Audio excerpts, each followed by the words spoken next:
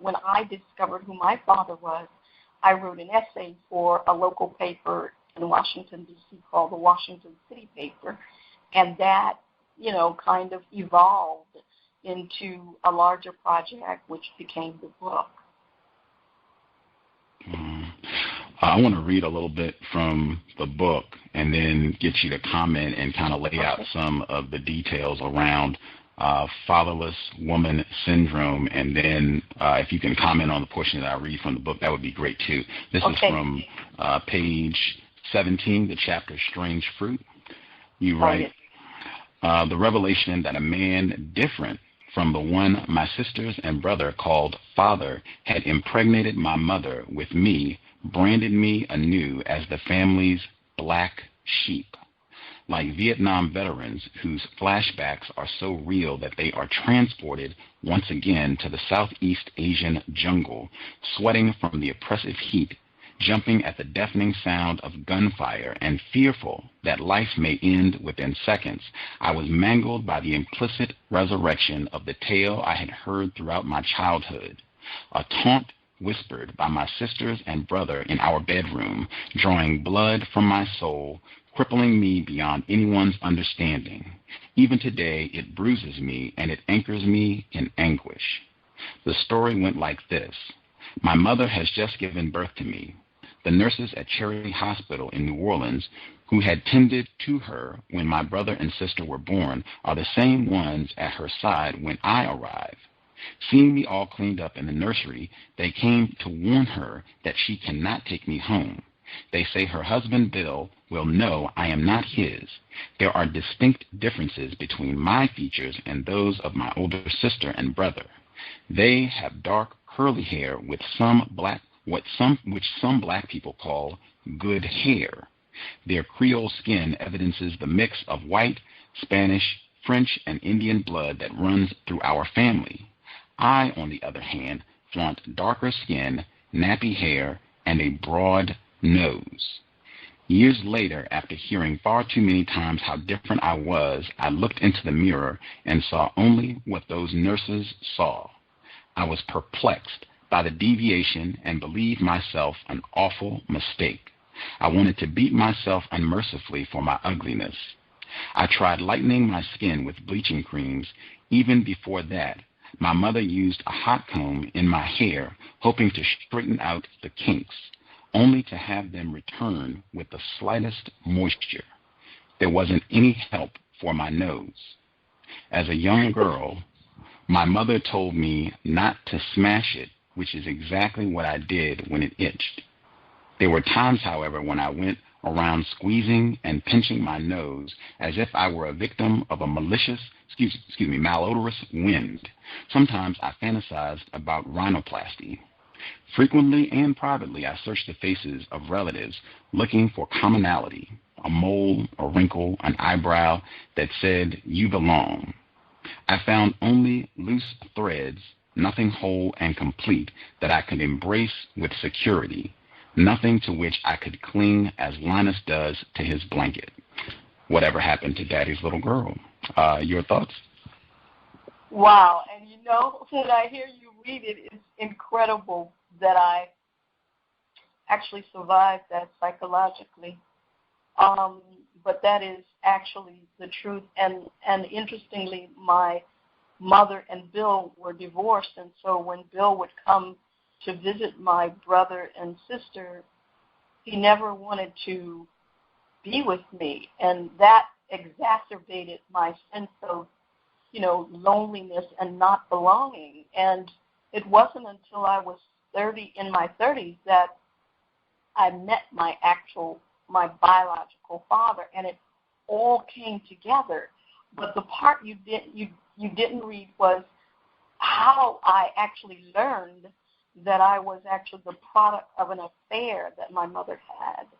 And she just called me up one day and said, "Do you want to meet your father?"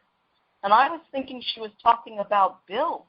And I said, "Well, Bill never liked me, and why would I want to see Bill, and are you out of your mind?" And no, she said, no, I mean your real father. And I was flabbergasted. not only was there another man who was my real father, as she said, but this man had been trying to reconnect with me for decades. And she had deliberately kept him out of my life.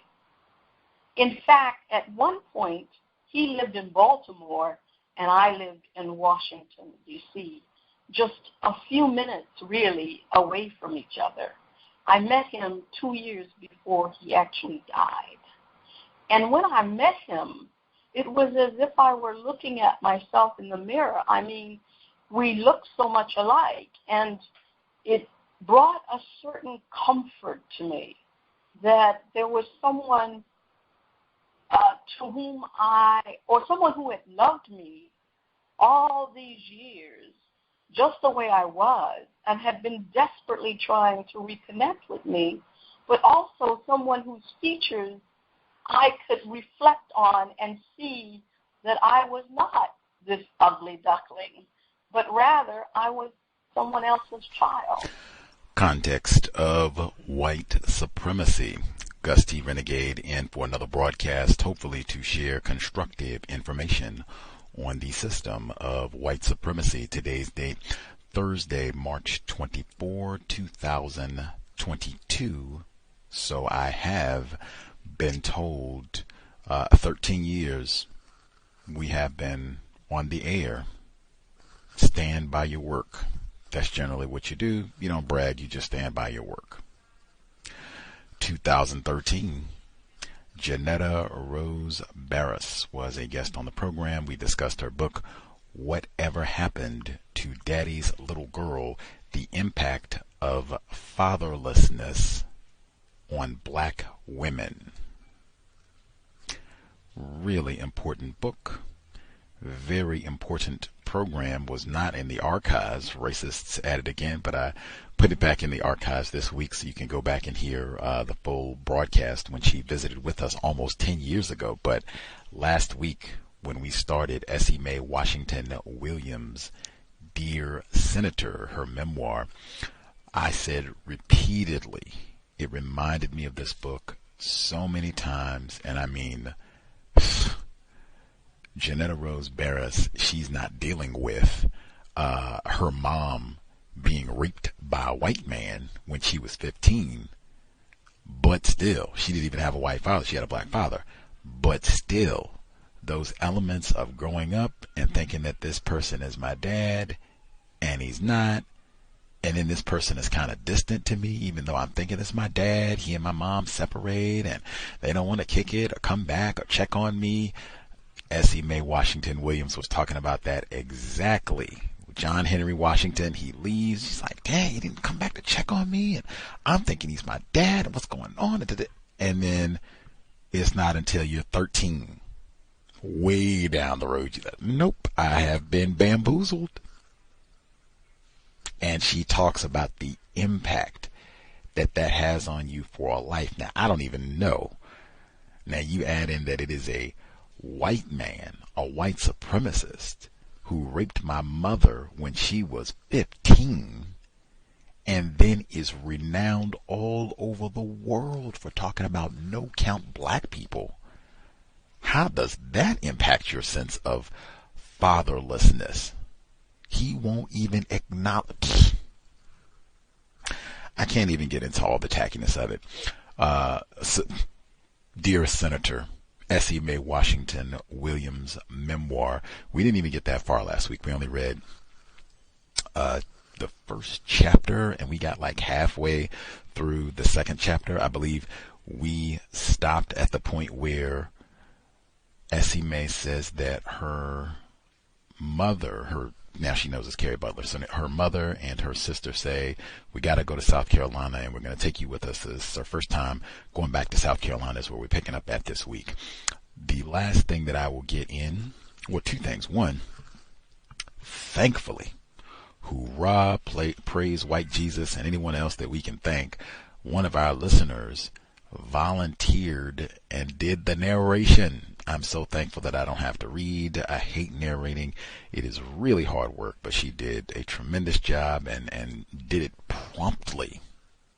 So enormous thanks to our black female listener in South Florida for doing the narration. That is one. Two, since I didn't have to invest all of my time putting my raspy old black male voice on here, I was able to go back to the University of Washington. Not only was I able to do some research on the lynching of Zachariah Walker, they have whole books just on that lynching, which we heard about last week, 1911, but also I was able to go back and just dig around about this case and what have you. I'll try to share some of the information that I found during my research as we proceed with the book study. But the one thing that stood out, there are so many news reports, and I mean like New York Times front page, that talked about this when this was a big issue. Like this became a big to-do back in, I believe, like 2003, around the time of Strom Thurmond's passing at the age of 100. But there are articles in the New York Times and many other mainstream outlets that point out Strom Thurmond got Carrie Butler pregnant when she was 15. They don't say rape, but I mean, what else do you call that? And even some of the reports, even though they don't call it rape, they have individuals saying, hey, we arrest people for this sort of behavior now. Having sex with somebody that's 15, this is nothing to brag about. This is tacky and disgraceful all the way through. And Strom Thurmond could have been arrested even at that time period for that behavior. Anywho, I will share what did old Gus find at the library about all of this as we move on through the text. Anywho, we're picking up in like midpoint of chapter 2. Dear Senator Essie Mae Washington Williams, Context of White Supremacy, audio segment number 1. The four of us, Carrie, Mary, Willie, and I, all assembled in Chester to go to the Pennsylvania station in Philadelphia, where we would take the train down south. The station was like a great ancient temple with soaring columns and brilliant shafts of sunlight streaming through the windows hundreds of feet above the bustling station floor. We were all dressed up, for in those days traveling was a special experience that demanded respect. The public address speaker called out the names of wonderful exotic places I had never been to: New York, Boston, Cleveland, Chicago, Richmond, Savannah, Miami, Trenton, Rahway, and Albany. Crisply dressed black redcaps carried the fine leather bags of glamorous white people, women in silks, men in striped suits. It was all so grand.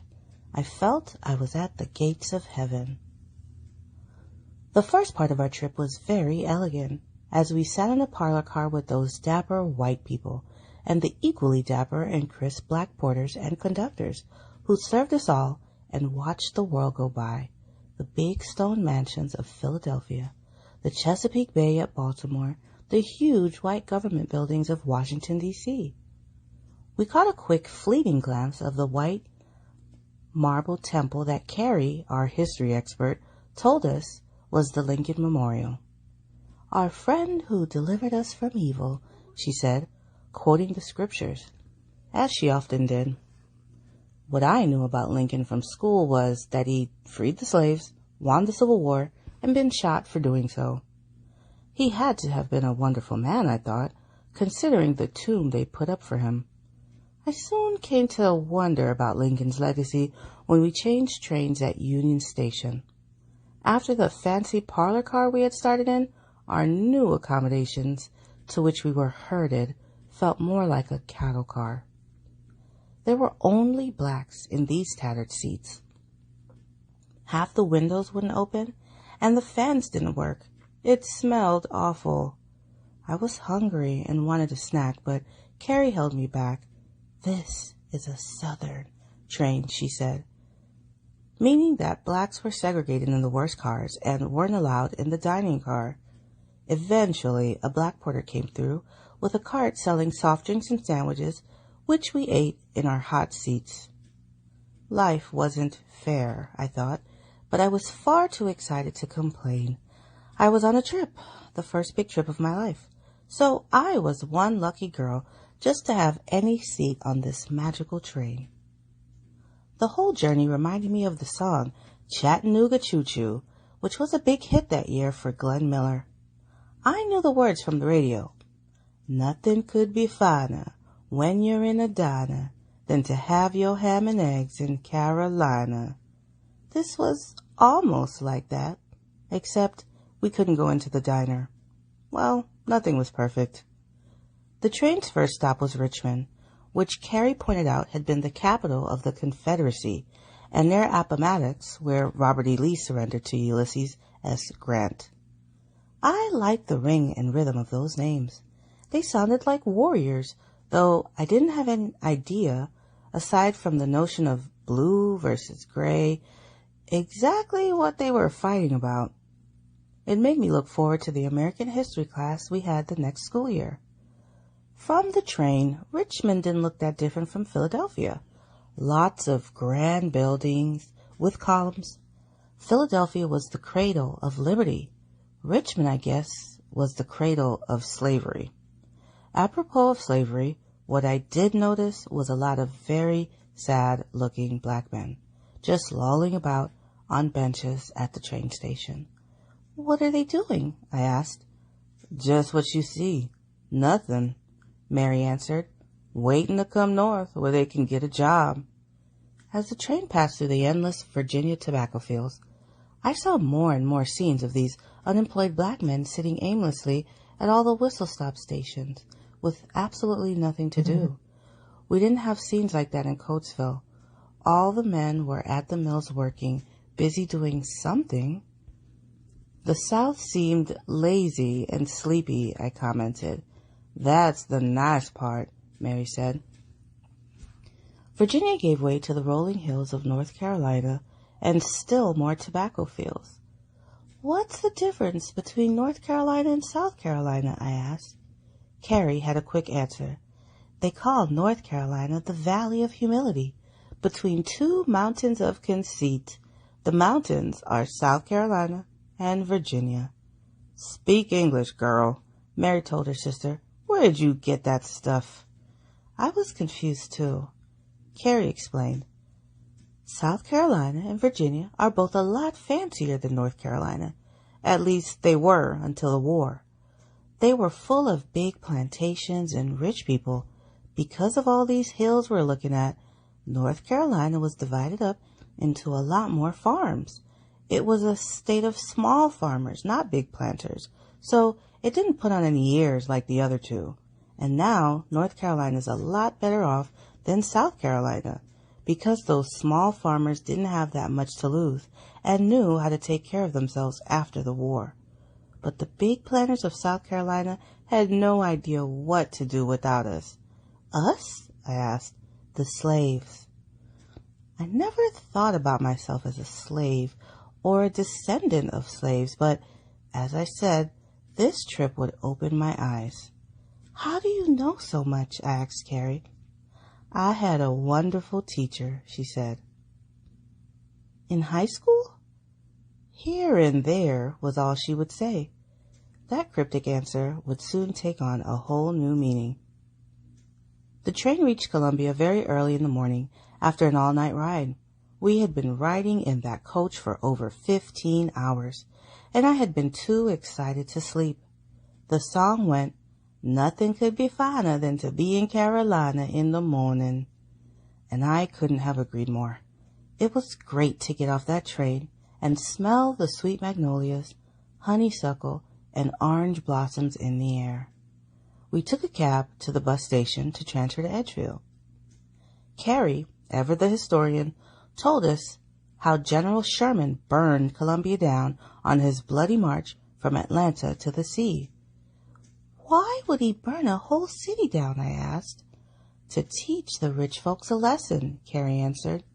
Columbia, the state capital, didn't look at all like it had been burned, or if it had, it was perfectly rebuilt. There were broad boulevards with huge plantation-style houses, with double-deck front porches and endless gardens. We passed the majestic state capitol, which was every bit as impressive as what I had glimpsed in Washington, D.C. Carrie pointed out a gray, stars and bars flag in front of the State House, flying next to Old Glory. That's the Confederate flag, she noted. Why do they let them fly it? Didn't they lose? I asked. Not in their minds, Carrie said with a rueful laugh. They sure love that war down here. At the bus station, full of more sleeping black men, I was struck by the signs for 2 separate waiting rooms, white and colored. Obviously, the colored room was shabby and crowded, the white room plush and empty. Thirsty, I was disappointed to find that the colored water fountain barely worked and that the water wasn't refrigerated. Nobody was at the white fountain in that empty room, but Mary's look told me I dared not push my luck. We caught a rickety bus to Edgefield. I had plopped down with exhaustion in the first seat I could find, but Mary yanked me out of it as if I were wired with a bomb that could explode. I guess in a sense it was. You can't sit there, she snapped at me. Why not? It's empty, I replied. Mary gave me a look of warning. Don't be asking stupid questions, she ordered me. I followed her to the rear. On the hour ride to Edgefield, through rich cotton fields and peach orchards, Carrie explained to me about the segregation laws in the South. They think we're still slaves, she said. They can't seem to get over that we're not. That was 80 years ago. They lost. Stop saying they lost. They may have lost up where we live now, but down here they think things are the same. They think they won. And look around, child. Maybe they did. They must be weird people, I marveled, staring out the bus window at the decrepit cabins in the cotton fields where our people lived. They made the worst shacks, and the spruces look like the White House by comparison. It's so poor down here, Carrie said. That's why we all left. The bus sputtered into Edgefield. What a dump was my first impression. It was a tiny village of 2-story stores centering around a square dominated by a tall obelisk. As there was no bus station, we were let out at a square. More silent and sad black men were standing around in the shade. None, however, were sitting on the benches in the square. A Confederate flag was flying, but not an American one. I looked more closely at the obelisk. It was the monument to the Confederate dead, erected by the women of Edgefield County. Behind it stood a big building, the Edgefield County Courthouse, that did have a small American flag next to a larger Confederate flag. Across the way was the Edgefield Baptist Association. Aside from a small hotel, seemingly misnamed the Plantation House, flying still another Confederate flag, the rest of the square was devoted to business. The store names didn't advertise their content, such as Ace Hardware or Magnolia Tool and Die, but rather they announced the name of the proprietor. Strangely, most of the nearby stores seemed to have foreign-sounding names over their doorways. Jacob Rubenstein, Billy Rubenstein, Jonah Goldberg, Abram Deitch, Jacob Alstock, Israel Makashi. Jews, Carrie said. They have all the stores. I thought we had a lot of Jewish merchants in Coatesville, but I never expected there to be so many in this distant outpost of civilization. Here? I sounded surprised. There's a lot of money in this little town, Carrie said. Isn't that so, Tiny? But not for us. I was amazed that this little town had sent so many people up to Pennsylvania. Who could be left? Why would anyone stay? The only redeeming aspect of the place were the trees and flowers all in bloom. The little hamlet smelled like the perfume counters of John Wanamaker. Otherwise, this was nowhere USA, or nowhere United States of the Confederacy, as was more the case. There were no taxis. There were no people, so how could there be? Carrying our suitcases, we walked down a long road called Buncombe Street toward where our relatives live. We passed a grand brick Baptist church, which seemed out of place for this hamlet, as well as a lovely stone Catholic church. Then the mansions began, and I suddenly became impressed. Carrie was right. There was a lot of money here and nowhere. They all looked like Tara in Gone with the Wind, great plantation houses on tall, sloping hills. Most of the houses were gleaming white, as if they had just been painted. Finally, I saw men at work, black men, gardening, planting, tending these imposing houses. 9 governors of this state came from this tiny town, Carrie said proudly, as if she could identify and draw sustenance from the statistics. Leaders are born here. So they say, Mary added. Hush your mouth, Tiny. You were born here. Well, I left, and I don't miss it. I think it's nice to be home. Well, you would. We walked on through the spring beauty of the place. One house was more dramatic than the rest, each a variation on the theme of a Greek temple. Vast columns, vast porches, vast lawns. Is everyone here a millionaire? I blurted out. 9 governors, Carrie repeated her point. And 90,000 slaves, Mary made her own. That's the house of the man who started the Civil War, Carrie noted, pointing out another white temple on a high hill in the distance. Brooks's, Mary added. Bunch of hotheads. Did he kill Abraham Lincoln? Carrie broke out laughing. What did they teach you in Coatesville, child? Lincoln was killed after the war was over. Next year we have a course. I hope so. Then Carrie gave me one of her little history lessons. Preston Brooks was this rich cotton planter and war hero who was Edgefield's man in Congress, big slave owner. He hated the Yankees, felt they were jealous of all he and his people had done down here. The one he despised the most was the big Yankee senator from Massachusetts, Charles Sumner, the chief anti-slavery man. Sumner knew it was wrong and wasn't afraid to say it. So one day Brooks went into the Senate and took his walking cane and beat Sumner near to death, right on the floor of the Capitol. Claimed he insulted South Carolina, so he nearly killed him. And he got away with it. Made him a hero down here. He was the king of this town. But how did it start the war? Because it drew the line. It showed the Southerners were ready to fight over this thing. Fight and kill and stand up for their honor. Their honor, Mary sneered. Our backs. Preston Brooks drew that line and crossed it. After that, the North hated the South, and the South hated the North, and it was just a matter of time till it all blew up. I was so impressed with how much my mother knew. Maybe the high school she went to down here was better than mine. Looking at the gracious mansions and all the black gardeners, I could see how the Northerners might be jealous and offended at the same time. I myself was offended when we turned off Buncombe Street into a smaller road named Brook Street, after the senatorial assailant himself. And Buncombe Street was the facade of a Hollywood stage set, Old Buncombe. As this area was known, was the hard reality behind the glamorous facade. Old Buncombe, which quickly descended from the high ground of the Greek temples into a steep gully, was a desperate shanty town of the kinds of unpainted wooden shacks and outhouses like the ones I had noticed with pity from the train. How could people live in such squalor, I wondered.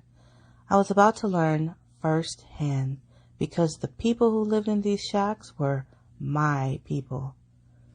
This is it, my mother said. It was a letdown, to say the least. A crumbling, unpainted wooden shack. A large woman wearing a headscarf like the one Mary wore around the house stepped off the porch to greet us. Well, I'll be, the woman said, giving me a big hug. Come here, baby.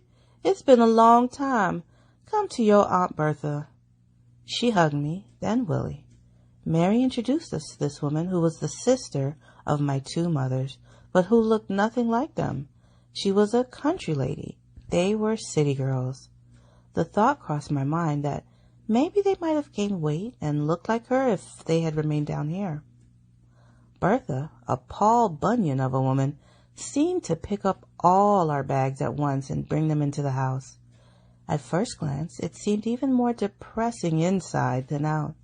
A dank, cave-like single room, subdivided with hanging sheets, to create some cubicles where we might have some privacy. There was no electricity, no running water, no phone, nothing. I thought how lucky I was back in the luxury of my home in Coatesville.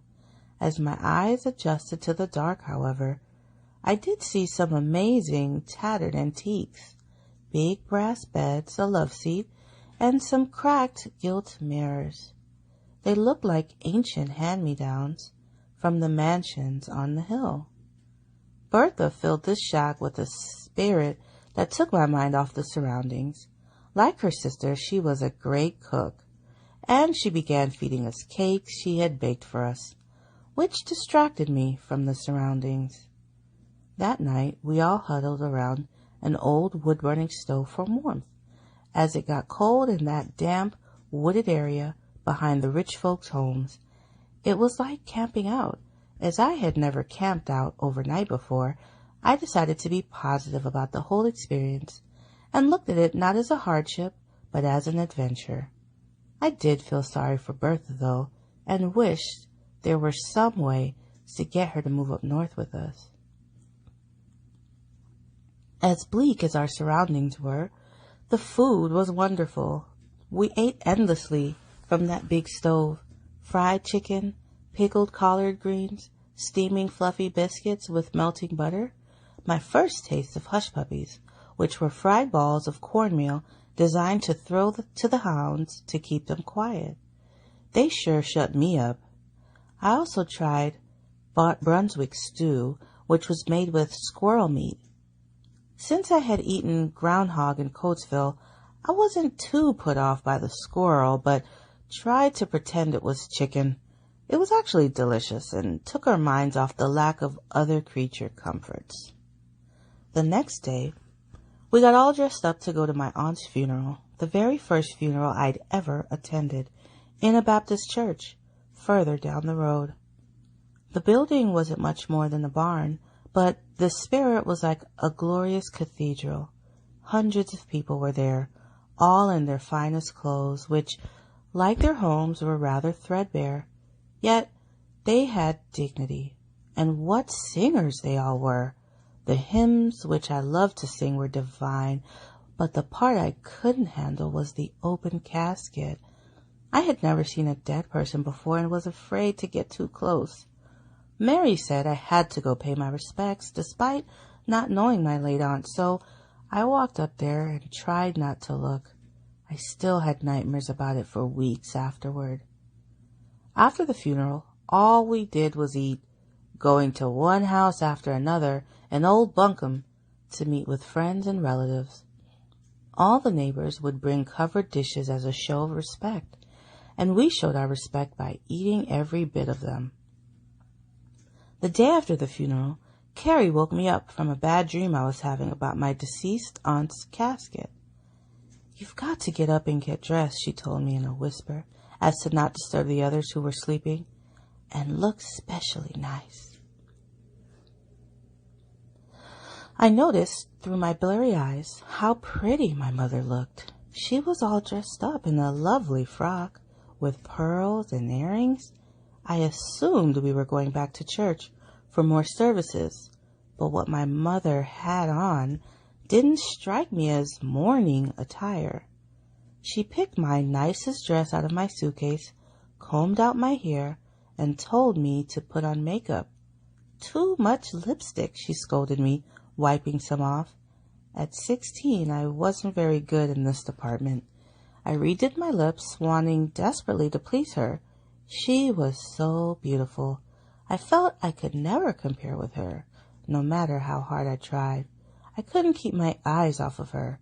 She was still a mystery woman to me. I thought I was all ready, but my mother decided she didn't like the dress after all. Too sad, she said. But aren't funerals supposed to be sad?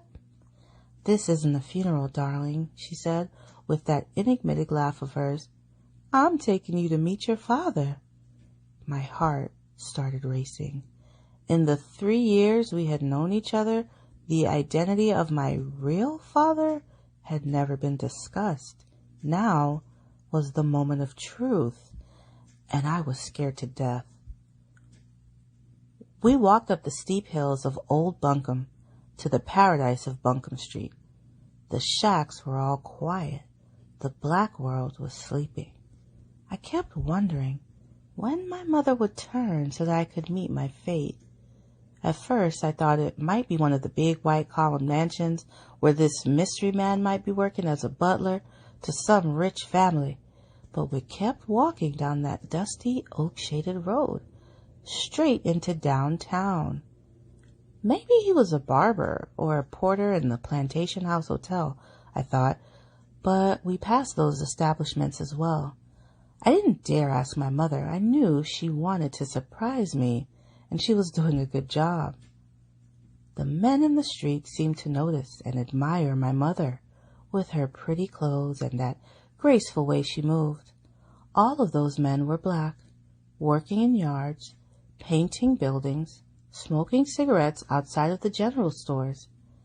I suppose the South Carolina heat was too much for the white folks, whom I rarely saw outside.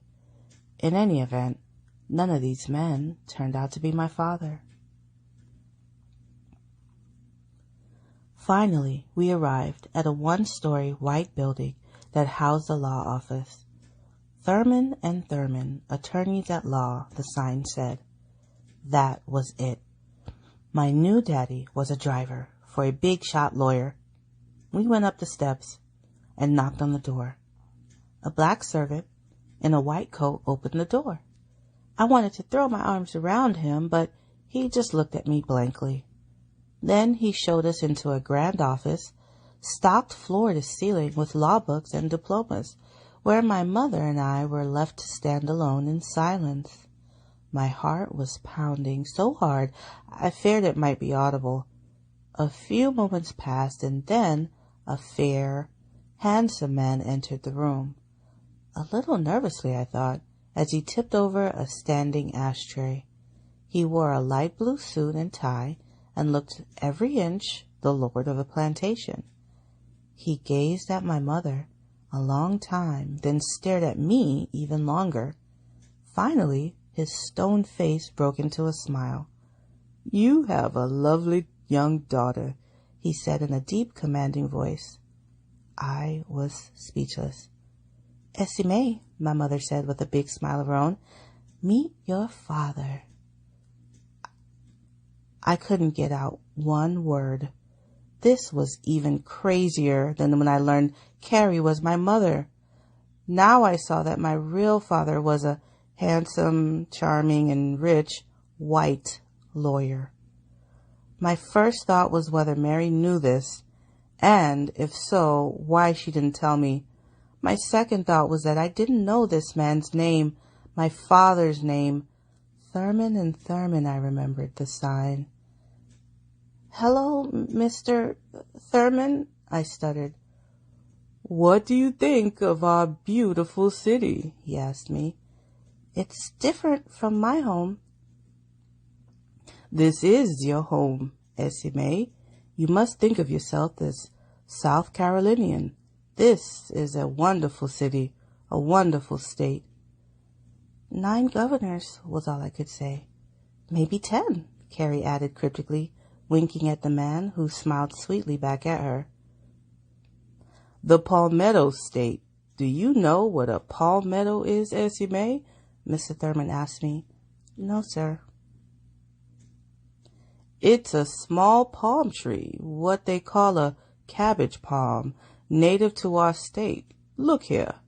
He put his arm on my back, which gave me an electric shock, and led me over to a wall with portraits of white men in black judicial robes.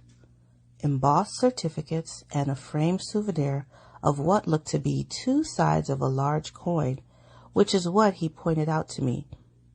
"This is our state seal. See the palmetto growing out of that fallen oak? That represents our great victory from a fort built of palmetto logs over the British fleet built of oak. That Latin phrase there, que separabit, do you know what that means?" "No, sir." "Take a guess, Essie Mae." I looked helplessly at my mother, who couldn't suppress her laugh. "Your father used to be a school teacher," she explained. Mr. Thurmond, which was the only name I had for him then, put his hand on my shoulder. "It means, who can separate us?" I took the comment personally and was deeply flattered by it. "And see the other side? See this beautiful lady?" He pointed out the other side of the seal, a somewhat risque image of a voluptuous woman in a diaphanous toga, holding up a laurel twig. That is hope, and that Latin phrase is our state motto, Dum spiro spiro. When I breathe, I hope. Spiro, like inspiration, a deep breath. See? You must learn Latin, Essie Mae. It'll help you with a lot of things. Instantly, I saw where my mother got all her inspiration and who her wonderful teacher had been. I also realized that this visit wasn't some spontaneous drop-in, but had been planned. Yesterday after the funeral, my mother took off for a few hours between house parties to visit some old friends, she had said. Now I saw who the old friend was. When he pulled out 2 chairs to offer seats to my mother and me, his hand brushed over hers, and he held it there just a moment longer. Her eyes looked up and met his. They were in love, clearly in love. In that split second, I could tell what was going on, and it was as strange to me as seeing aliens from another galaxy. "I'm terribly sorry about your aunt," Mr. Thurmond said to me. Condolences that were wasted, as I didn't know her. He had clearly already shared his sympathies with my mother. "She worked for our family. Wonderful lady. Fine seamstress. She made me shirts that will never wear out. It's a shame to lose someone so young." He then segued into a concern for me. He turned to Carrie and said, "I hope you're feeding her right. Diet is the key to longevity." Carrie avoided his gaze, perhaps embarrassed by all the Brunswick stew. So Mr. Thurmond turned to me and looked me up and down like a prize cow. I would stay just as you are, not another pound more. Be careful of that fried food, no matter how good it tastes. It can kill you. And drink plenty of water, at least 3 big glasses a day, 1 before every meal. That way you won't eat as much. And walk everywhere you can. He used to be a coach too, Carrie interjected, and that made Mr. Thurmond laugh heartily. We stayed together for about an hour. Mr. Thurmond loved to give little lectures about health and fitness, about local history, about the state of the nation. He was very positive about President Roosevelt, but concerned that the only way to deal with Hitler was to go to war to defeat him. He was glad Roosevelt had initiated a peacetime draft, but he bragged, "We don't need a draft in Edgefield. This is a town where the boys love to fight."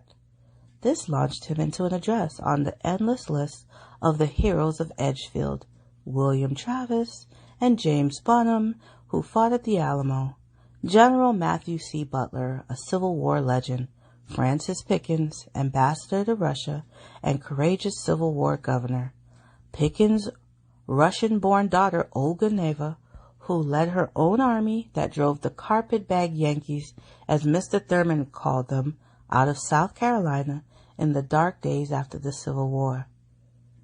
"We call her the Joan of Arc of South Carolina. Do you know who that is?" he asked me, and again I was embarrassed to say no. "That's what schools are for," Carrie spoke up for me. "You study hard," Mr. Thurmond admonished me. Among the other Edgefield warriors he mentioned was a Revolutionary soldier named Outs. My ears pricked up. "I have a good friend in Coatesville named Mae Outs," I volunteered. "Then her family must be from Edgefield with that name," Mr. Thurmond said. I wanted to say, "But she's black," but I was afraid to say too much. I figured out that Mae's family must have been slaves that took their master's name. Then I thought back to the General Butler he just mentioned. Butler was my mother's maiden name. Her family must have been that hero's family's slaves. She was from slave blood, and here she was with master blood, and here I was, all mixed up in every way. I had never thought before about where we all came from, but that was just one of the revelations of this journey home. Eventually it was time to go. Mr. Thurmond would have kept talking, but Carrie said, "I know you've got important work to do." Mr. Thurmond stood up and bowed cavalierly to both of us. Then he must have decided that wasn't fatherly enough, so he came out from behind his massive oak desk and shook my hand, then my mother's. Not a kiss, but the strongest bone-crushing handshake I had ever experienced. He took a last long look at me. "She has my sister Gertrude's cheekbones," he marveled. "Isn't she a lovely girl? You have a lovely daughter." It was a kind thought, but inside it hurt me. I would have liked to have heard him say, "We have a lovely daughter." As it was, it sounded as if I might never see this man, my mystery father, ever again. He never called my mother by her first name. He didn't verbally acknowledge that I was his child. He didn't ask when I was leaving and didn't invite me to come back. It was like an audience with an important man, a job interview, but not a reunion with a father. When he closed the door to his office and we were standing out on the street near the main square with all the sleeping black men, it was as if it had been a dream, a crazy dream. I looked hard at the sign, Thurmond and Thurmond, Attorneys at Law. I now noticed the names on the bottom, J. William Thurmond and J. Strom Thurmond. "Which J is he?" I asked Carrie. "Strom." "Is it true?" "It is," she assured me as we walked away from the office. "Who is he?" I wanted to know. "A lawyer, a judge, a very powerful judge," she answered. "And who is J. Williams?" "His father." "Where is he?" "He passed a long time ago." "But his name is on—" "You don't take a name down like his." Carrie gave me her own genealogy lesson on my new family. Out of nowhere, I had become Southern aristocracy. The Thurmonds were perhaps the preeminent legal dynasty in South Carolina. Judge Thurmond's grandfather, George Washington Thurmond, was a Civil War hero who had fought beside the great General Robert E. Lee. After the Southern surrender at Appomattox, he supposedly walked all the way home across Virginia and North Carolina, just as in the novel Cold Mountain, but a much farther journey and a real one.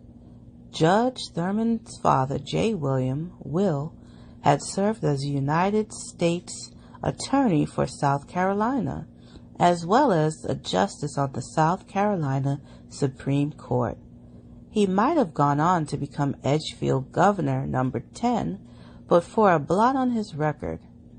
He had shot a man in cold blood in front of the law office I had just visited.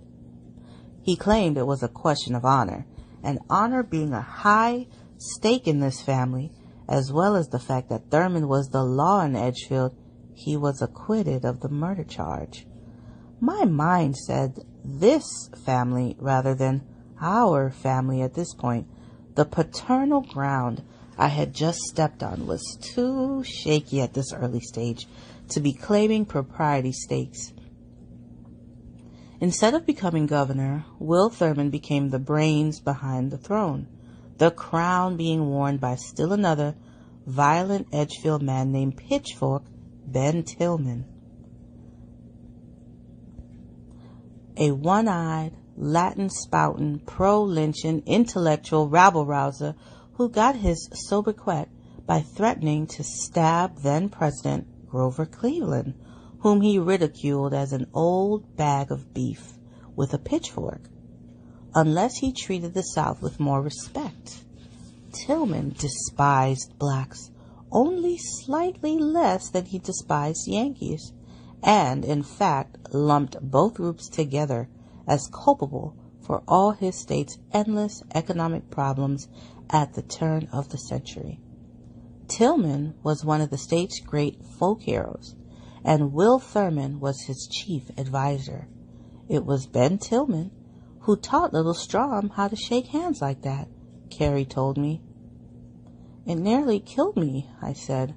It's supposed to show strength of character, she replied. Weak handshake, weak men. Strong men who lynched weak black men, I thought. How could the son of this architect of white supremacy fall in love with my mother, a black woman? Is it safe? Was all I could muster in the way of a query. Carrie shrugged rather enigmatically. Love is love. It's colorblind. Besides, she added, all that hate talk is just politics. Then why aren't you two married? I wanted to ask, but I held my tongue. Instead, I asked how she and my father had met. She explained to me how she, as well as her recently deceased sister, had been working at the Thurmond home on Columbia Road, one that she promised to show me before we left Edgefield. Strom had graduated from Clemson University and was living at home while teaching classes and coaching football at the Edgefield High School. It was 1925. He was 23. She was 15. She and her sister made beds, cleaned, and did basic housekeeping. He was known for having an eye for the ladies, and he was handsome, as you can see. He was always running in the road, half naked, at the crack of dawn, because that was part of his health routine. I couldn't help but notice. And he noticed you? Only after his brother did, Mr. Will. That's what I called him. The big brother was going to medical school, and he would come home and flirt with me like crazy. I think he saw too many cadavers. And Mr. Strom would see this, and I think he got jealous. And the father? What did he say? Big Mr. Will. He was the nicest man you ever met. Always took an interest in me. Always please and thank you. Sometimes he'd pick flowers and give them to me. Bought clothes for our whole family. Sweet as sugar. So the other stuff was just politics. He was no Simon Legree, she said, referring to the evil slave driver in Uncle Tom's Cabin. Mrs. Thurmond, on the other hand, she described as polite but cool and distant. We didn't have that much to do with her. She was strict, very religious, very involved with the Baptist church. The church was just a block away from the Thurmond law office. Carrie told me about the rest of the family and how nice they all were to her. In addition to big brother William, there was another brother, Alan George, who also became a doctor. He flirted with me too. Those boys sure liked women. They liked them so much, they both became gynecologists. I found that a little weird, but not Carrie. She thought it showed how smart and motivated the whole family was. The sisters, an older one named Gertrude, whom my father said I resembled, and the twins, Mary and Martha, were all school teachers. Everybody was educated. Everybody did something special with themselves. You don't often see that in one family where every child makes you proud like that. Strom Thurmond, Carrie said, got to know her by helping out in the kitchen and in the vegetable garden behind the big house. He knew everything about fruits and vegetables. He taught agriculture in the high school and wrote articles in the paper. We'd go out to the orchards and pick peaches, and he'd know exactly when they were ripe and which ones would be the sweetest. Carrie said, impressed with the domestic skills of such a manly-seeming man. One thing led to another. But where? How? The mother? It was a big house. These were busy people who were always out doing something. Love finds a way, darling. My mother was both proud and embarrassed at the same time. We began walking back to Old Bunkum, to our reality. Having had a taste of fantasy, I wasn't sure I liked going back. It was Cinderella's gilded coach turning into a pumpkin. I thought he'd be a black gentleman, I said to my mother. You never told me he was a Caucasian. I finally had my explanation of why I had the lightest skin in my family. He really liked you, Carrie said to me. Liked? My disappointment in her choice of words was obvious. Loved. Does he love you? I was bold enough to ask her. I hope so. I think so. Do you love him? Yes. Does he have a wife? No, he cares about me, she asserted. What can we do? I asked her plaintively. Nothing. Carrie's high spirits vanished in an instant. This is South Carolina. My mind started racing about possibilities. I had never known of a mixed-race couple in Coatesville, other than a neighbor in the Spruces whose father had moved to Reading and married a white woman. That was cause for enormous gossip among our neighbors. Imagine what they would say about me. I did see several white men with black women in Philadelphia and remember feeling a little shocked just by that sight. Race mixing simply wasn't done. Black people had enough problems of their own. Falling in love with white people seemed to just be asking for trouble, enormous trouble. And now here I was, right in the thick of it. Back at the cabin, everybody was excited to hear what had gone on. They all knew that I was going to meet my father, all except me, and they had kept the secret. We wanted to surprise you, Mary said. To me, it wasn't a pleasant surprise. What do you do when you meet your real father but may never get to see him again? I tried to play along, but I was still in shock. That night we went to church. I prayed that my mother and father could somehow be united. My mother was praying too. Even though the Baptist services were far more restrained than at her Pentecostal church back in Pennsylvania, she was putting all her heart in her prayers and in the hymns. She was forever talking about being forgiven for her sins. Now I knew what her sins were, and I was the direct result of them. I was also paying for them in the worst way, and I'm sure she was too.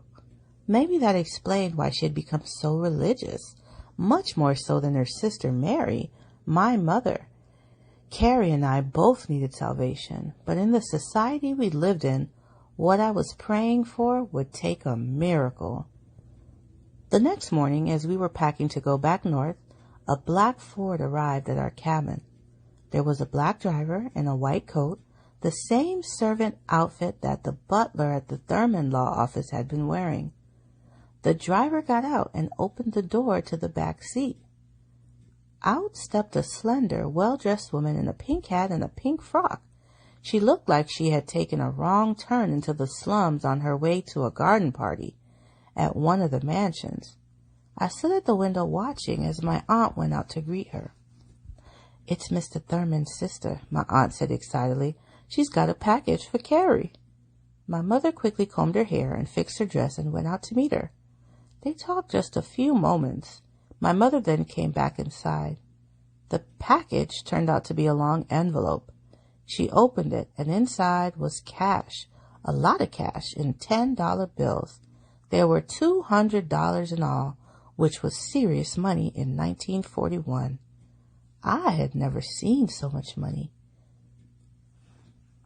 "This is from your father," she told me, "to pay for our trip." The woman, she said, was Mary, one of the twins. "I used to work for her," Carrie said. All my relatives came in to ooh and ah over the money. If it was a lot for someone from Pennsylvania, it must have seemed like $1 million to the residents of that desperate shantytown.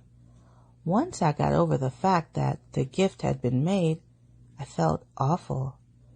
Didn't Miss Thurmond want to meet her niece? She had to know who I was. Didn't my father want to see me again? He could have come, just as she did. Were they trying to buy my mother off so she wouldn't shame them in some way? Was there any love here, or was this some kind of hush money? I didn't ask. We sat in the back of the bumpy bus back to Columbia, then boarded another hot and segregated railway coach for the long trip back north. I stared at the cotton fields and the poor, sleepy black men. I'm the daughter of a powerful white judge, I thought to myself. Why am I sitting here? Why am I? Why is my family? Why is anyone being treated like this? Then I went back into the filthy toilet, locked the door, and broke down into tears. Context of White Supremacy. End of our first audio segment. Wow, what a conclusion. End of chapter 2. We'll be at the very beginning of chapter 3. Dear Senator. Much better with a female narrator, as it should be. We'll pick up at the beginning of chapter 3. If you have commentary to share, the number 720-716-7300. The code 564-943 pound. Press star 61 if you would like to participate. Number again, 720-716-7300. The code 564-943 pound. Press star 61 if you would like to participate. Since Gus T didn't have to do the narration this week, I got unexpected free time. I took my free time, made 2 trips to the University of Washington Library. Wow. And I even got to do some showing off. So you heard last week, we read the very first segment, and I said, Miss Essie Mae's story reminded me immediately of Jonetta Rose Barras. She was a guest on the Cows in 2013. She wrote the book, Whatever Happened to Daddy's Little Girl. You heard her in the introduction, right? Found that. I got that archive. I posted it online. That's even time-stamped. I posted it online. Found all of that the beginning part of this week. I went to the library again today because I had already found great information, right? I'd already recorded the introduction where I was saying, oh man, I got great information to share as we go. I went back today. They have literally, if you go and just do a random search, like at the library for Essie Mae Washington Williams, it pulled up thousands of articles. So I, couldn't sit there and look through thousands, but I could and did look through hundreds. As I was rolling today, I scrolled and I said, oh, did that say Jonetta Rose Barras? Because I was just kind of rolling and trying to look to see what caught my eye. So I had to roll back and look. Jonetta Rose Barras, Cow's guest from 2013, wrote a report in the Washington Post on December 25, 2003, which is significant for some, right? White Jesus and all that. The report is titled Life Without Father. I'm just going to read it in its entirety because, Wow. And this is a little bit of showing off since I did mention her last week. She writes, the recent declaration by Essie Mae Washington Williams that she is the daughter from what she termed an affair between the late U.S. Senator J. Strom Thurmond, Republican, South Carolina, who was then 22 years old, and Carrie Butler, a vulnerable 16-year-old maid in his parents' home, has been used by the media, civil rights leaders, and others to posthumously whip a segregationist one last time before his body turns too cold in the grave. Undoubtedly, there is much to criticize about the long, dark career of a man who, with contemporaries that included former Alabama Governor George Wallace, Arkansas Governor Oral Faubus, Mississippi Senator James Eastland, and Birmingham's Theophilus Eugene Bull Connor, promoted the poison of anti-federalism and racialism that continued to wreak havoc on the country decades after the height of their popularity, prowess, and deaths. That Thurmond talked white but slept black has served as the central theme of much of the derisive commentary.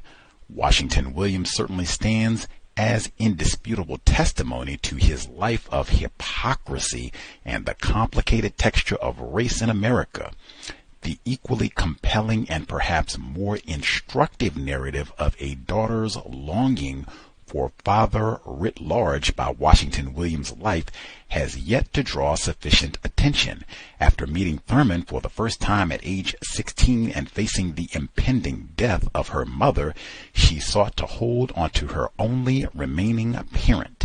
She accepted a sacramental silence to ensure that she might experience, even remotely, the affections of a father. That enormous sacrifice continued for 62 years, despite repeated questioning by curious reporters and citizens. The drive for parental love is powerful. I was sensitive about his well-being, his career, and his family, she said last week, attempting to explain why it had taken her so long to come forward. I never wanted to do anything to harm him. Behind closed doors and seemingly suppressed emotional expressions, she may have found a little of what she desired. I knew him beyond his public image, Washington Williams said when challenged about his segregationist ways. That statement serves as testament to the strategic machinations of children who, seeking parental love, are prepared to exorcise from their reality or blatantly ignore facts that might prevent them from achieving their goal. And yet, Thurmond apparently was not present at key moments in her life. He did not attend any father-daughter dance, was not there at Sunday dinners, or next to her in the church pew. He was not there on any Christmas day so that his daughter might sit on his lap and thank him with hugs and kisses for the presents or the sheer pleasure of his presence, nor did he walk her down the aisle when she married. There were annual visits and regular financial support, but the fundamental and critical intimacy of a father-daughter relationship apparently eluded her and Thurmond, even as she paid a price few of us may be willing to pay. In many respects, however, Washington Williams is like millions of women in the world today who dreamed of an unconditional, requited love from that first man in their lives, a man who is supposed to protect them, usher their entry into society, and serve as their guide to manhood. On far too many occasions, because of death, divorce, or physical or emotional abandonment, those dreams go unfulfilled. Walk any street in America and there is a choir of the wounded singing the fatherless woman dirge as Washington Williams does. These women are of all ages and all economic and ethnic backgrounds. I have met them during the past 3 years at conferences where I have spoken and through letters and emails they have written to me. They are women who never met their fathers, or who met their fathers late in life, or who knew their fathers but could not, at the risk of ravaging an entire community, acknowledge him and could not be acknowledged by him. These women suffer in silence or speak only in hushed tones in private rooms and gatherings where they know others will feel their pain. Most people accept that boys are affected profoundly by their fathers, but experts also point to an array of effects a father can have in a girl's life. We are only just beginning to recognize this potent influence and thus the enormous handicap created when it is not felt. Although Washington Williams may not exhibit the obvious signs of the fatherless woman syndrome, there can be no doubt that Thurmond's absence in her daily life and their decision not to acknowledge each other publicly was a source of exquisite pain and grief. I would add, and confusion.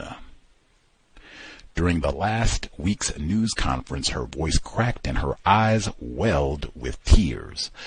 Other fatherless women and I wept with her, knowing as we do the anguish and anxiety with which she has lived. We hope that telling of her tale will cause some father to gather the courage to reach out to his daughter.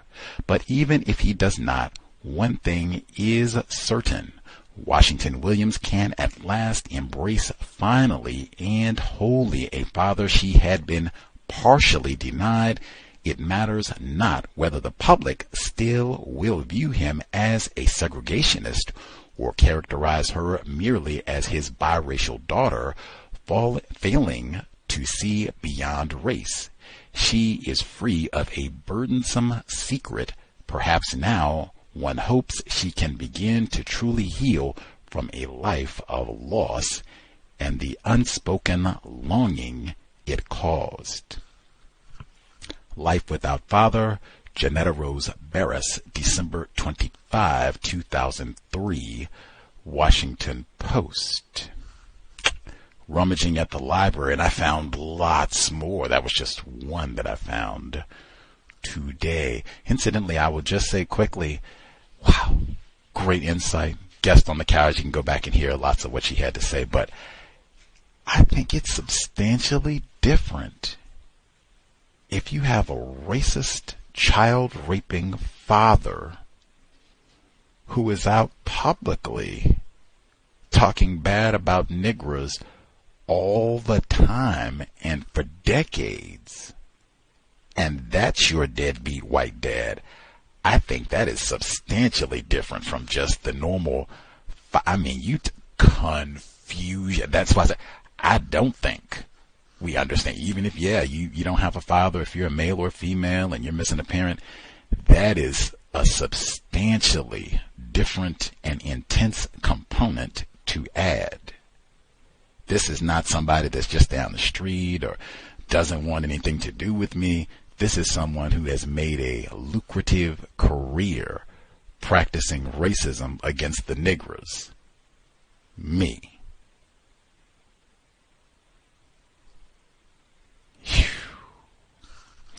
720-716-7300.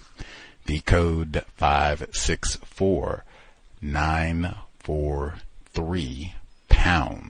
Press star 61 if you would like to participate.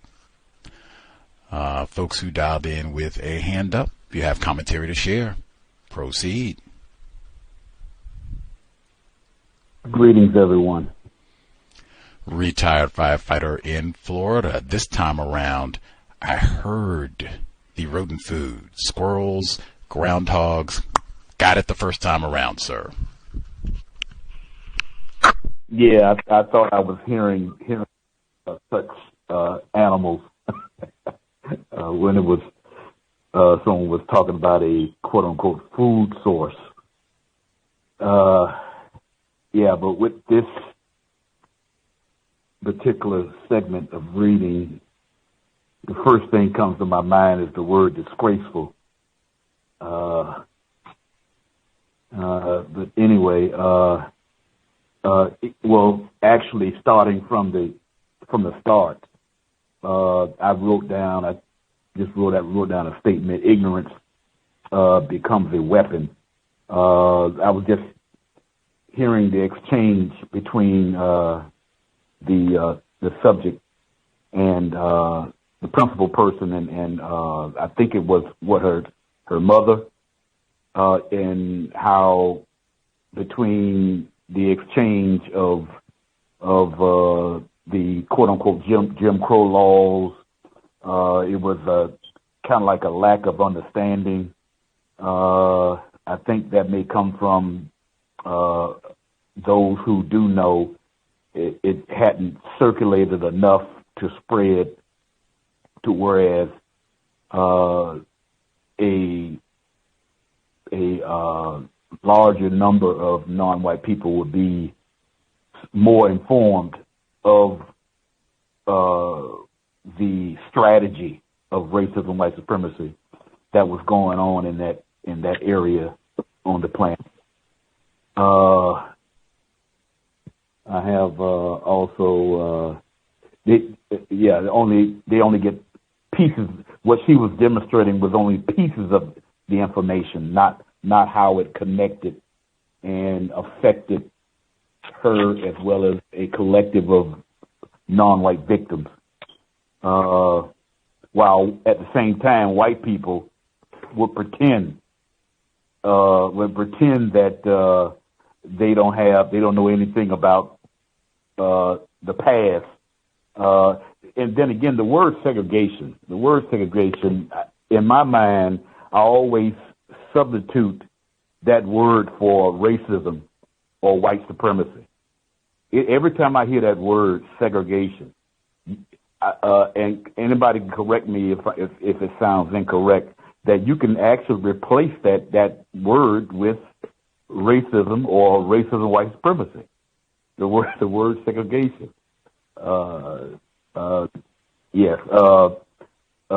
Every time I hear something about the quote unquote southern part of the like Mr. Fuller said, the northwestern hemisphere, they talk about the flower magnolia. I heard that term of that flower, and you think about the antebellum South when you hear that flower. She also talked about the big city, and from a quote unquote black perspective, that basically is a situation where a whole lot of non-white black people looking for different opportunities crowded into, places and that sort of thing. And it all just becomes a facade of one group of non-white people thinking that their situation is better than where they left from, only to find out that really isn't true. My parents and the people that I grew up around came to that conclusion themselves, into going to places like Chicago or out west, California, and whatever, that sort of thing. I'll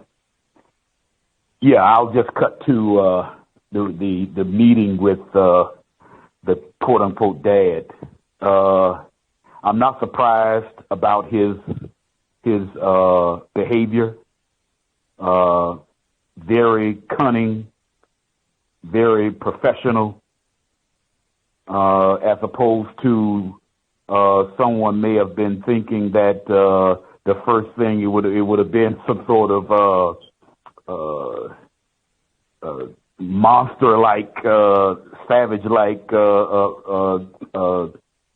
activity going on. Very cunning and very professional. About it. It's kind of like meeting a child that was on a tour through his house or something, shaking the handshake, that sort of thing. And I think she gave a good description about what she felt about it. Eventually she did. I don't want to forget also the reader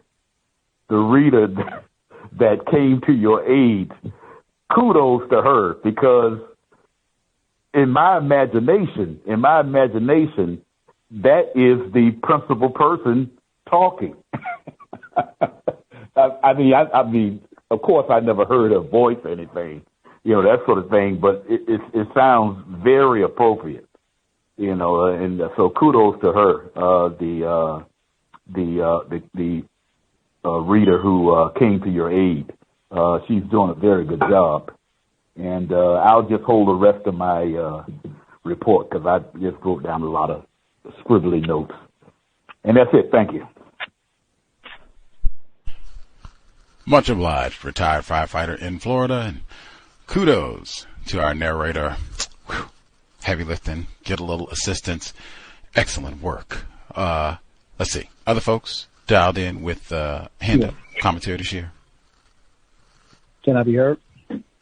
Victim in New Jersey. Yes, sir. Yes. Oh, man, retired firefighter. He's definitely right. My family escaped North Carolina to come to New Jersey, to move into high-rise tenements. And, a lot of family members, got kind of caught in the whole crack era, mass incarceration era. You know what I mean? So definitely. You know what I mean? We definitely, I agree with retired firefighters. No difference in the North to South.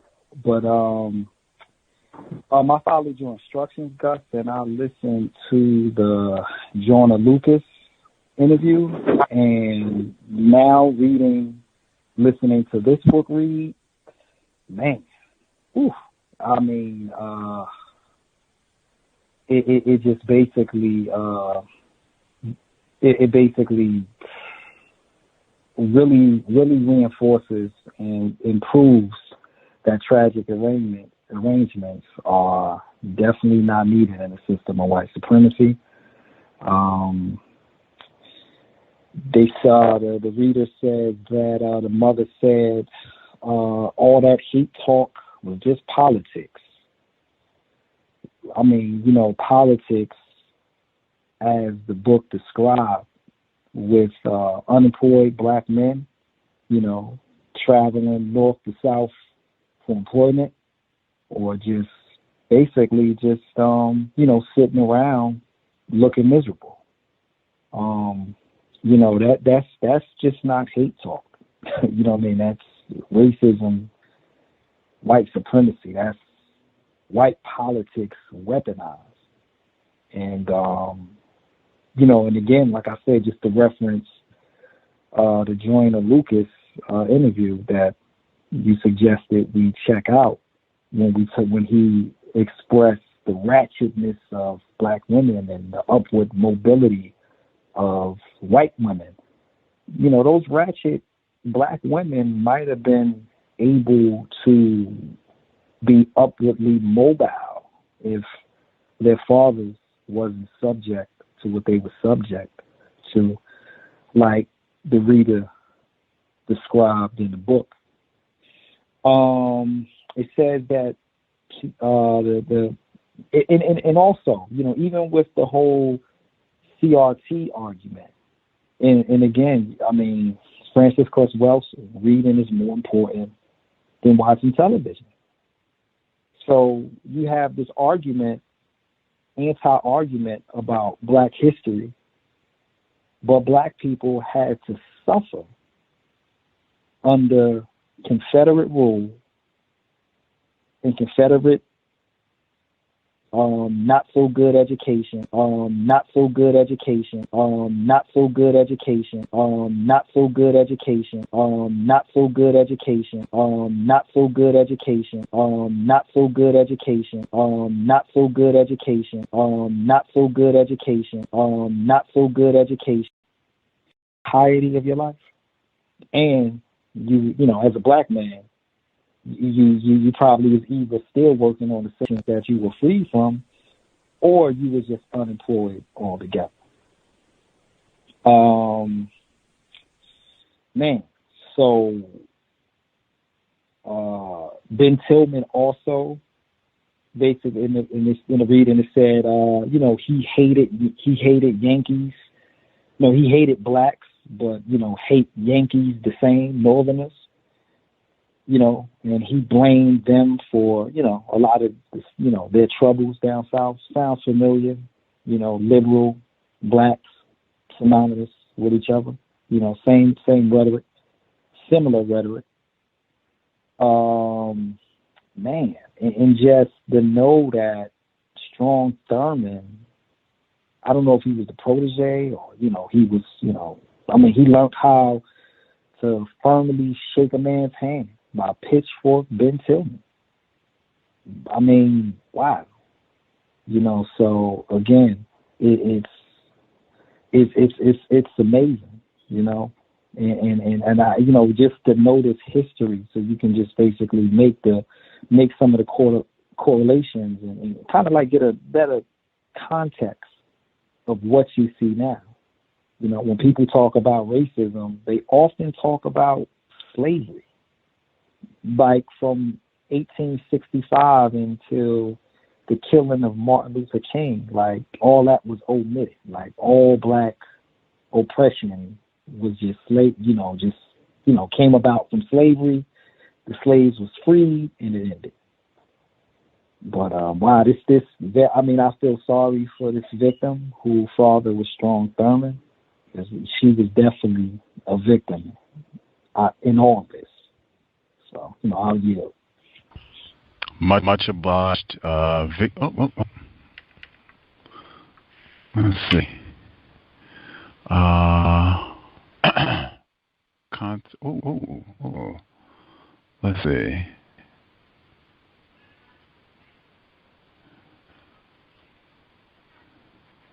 Let's see. Let's see. Am I heard? Hello? Am I being heard? Hello? Yes. I can hear you. Oh, okay. Thank you kindly. Thank you. Appreciate it. So I don't know why that happened. Anyway, much obliged, I'm in New Jersey. Get my notes really quick. All right. So one of our investors, he wrote in his Terry begins. Let's see. This book's written in conjunction with William Him, a suspected racist, has written other books about white celebrities, Frank Sinatra and Marilyn Monroe. I wonder how he influenced this story. Should you try to get him as a guest if he's living? I did check out his website and contact information, so we will see. He is a white person, so yeah, he would be a possibility. Let's see. Chapter 2. Preston wrote that Charles Sumner Brooks was never punished for the assault, never apologized, and was hated by his constituents. Typical for South Carolina. Number 2, Essie Mae. My mother said of her own, meet your father. They were in love, clear in love. There was a time when in my own state that I would have unquestioningly accepted that they were in love. I recall several years ago, I was more confused reading about the acclaimed book. I thought about this book in the same. We had an author, Thomas Jefferson biography, was on the program in like 2015, and that is so odd. Am I being heard? Everybody can still hear me?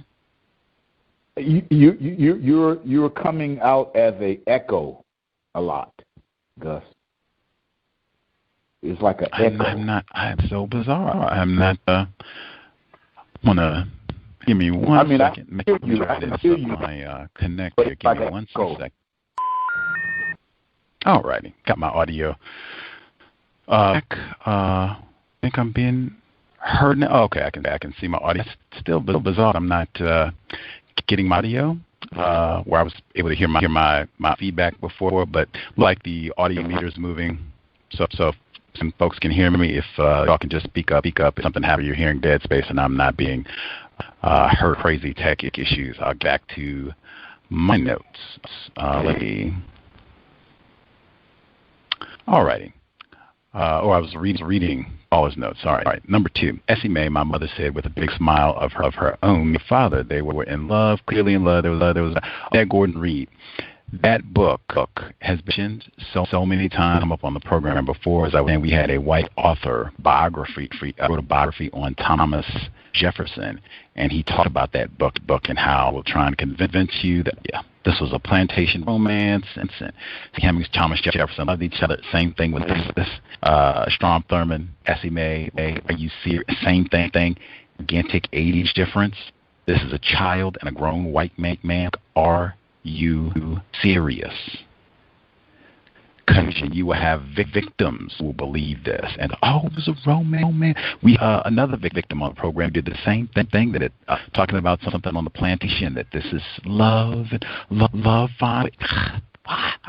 Anyway, he says, I recall several years ago when I was confused reading about the Thomas Jefferson, Sally Hemings, An American Controversy by victim Annette Reed, which was published in 1997, the premise of which Thomas Jefferson and Sally Hemings were in a love relation, not child rape. Number 3, Brunswick stew, a southern stew containing potatoes, chicken, or rabbit, salt, tomatoes, corn, and lima beans. May have its origin in Germany. Don't recall such as being talked about by Southern black people. Me. Number 4, Edfield, William Tress, and James Bonham, who fought at the Mo. Suspected racist President John Quincy Adams is saying about the Alamo, a war for the re-establishment of slavery were abolished. Innumerable books and movies have served to maintain the mythology, saying the Battle of the Alamo. Absolutely. Let's see. Number 5. General Matthew Butler, Francis Pickens, Olga Neva, George Washington Thurmond, A. William Thurmond, on a man in cold blood, Pitchfork, Ben Tillman. It was Ben Tillman who taught Strom to shake hands like that. Additional details regarding the history of South Carolina and these white terrorists is available. The excellent Cal's Book Club, Ben Tillman, and the Reconstruction of White Supremacy, rated by yours truly. Number 6, they liked them so much they both became gynecologists. This is one of the most disturbing lines I have read recently. Atrocities that these psychopaths perform. J. Marion Sims, also in South Carolina, another statue they did not take down. And man, if Strom Thurmond and his relatives are flirting with and raping 15-year-old children, my God, like what are they going to do as psychologists? You might have someone who's put them under or what have you, so they're conscious. We'll stop there. We can get chapter 3. All right, so I'll get to my notes, and we'll see how much time we have. Folks have additional comments that they want to get in. Again, just remember to speak up if anything wacky happen or you're not hearing me in the audio. Let's see. So the notes that I took for chapter 2, she starts. So we're going to South Carolina. One of her mother's sisters has passed away, or one of her mom's sisters away. Going back to South Carolina. She says the first part of the trip was very elegant. We sat in the parlor with those dapper white people and equally dapper and black porters. These are like, this is the best you can aspire to at this time, is to be a black railroad porter, and you were not treated well. A. Philip Randolph had to organize about this, and all the rest of like the best you can hope for at that time. The white marble template Carrie, our history expert, told us was the link warrior, our friend who delivered from evil. And she said that she had to wonder about his legacy. Like, I do not white and firm what? Lincoln wasn't even interested in the stage of Lincoln read Lauron Bennett Jr.'s outstanding biography, Forced into Glory, but that is for another day. I'll see. Next. is this book an extraordinary documentation of male privilege in 20th century, World War II era? Did we hear much black male privilege? Did notice what was a lot of very, very sad black men and just lolling about on benches at the train station. What are they doing? I asked. Just what you see. Nothing. Now that is a barrel of male privilege. Isn't that some black male privilege for you? And patriarchal, sexist blacks who just sitting around twiddling their thumbs, spending all their time figuring out how they're going to oppress Carrie Butler and black females. Something like that, I'm sure. Let's see. She continues, as the train through the endless Virginia tobacco fields, coon man, I saw more and more scenes of these unemployed black men sitting aimlessly at all whistle stop stations with absolutely nothing to do. Black male privilege? Maybe this is where black male privilege kicked in. Maybe it didn't kick in until like the 80s or so. Maybe we just recently entered the era of black male privilege, which with George Floyd.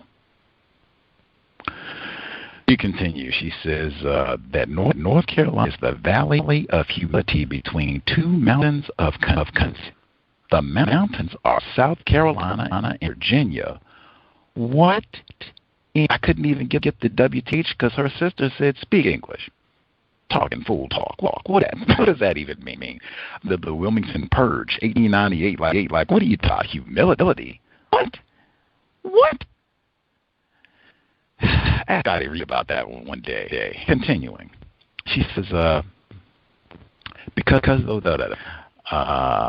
she says the big planters in South Carolina had no idea what to do without us, the slaves.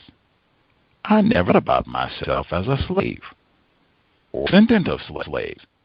But as I said, this trip would open my eyes. Now, I mean, wow. We're still slaves and encouraged not to think ourselves as slaves then and now. They call migrant workers. Isn't that what they say? They say enslaved. They find all different cute. Just call me a slave. Make sure we don't have confusion. Much rather have confusion than you to hurt my feelings by calling me a slave when I am a slave. If you want to be offended about something and be offended that the label is accurate.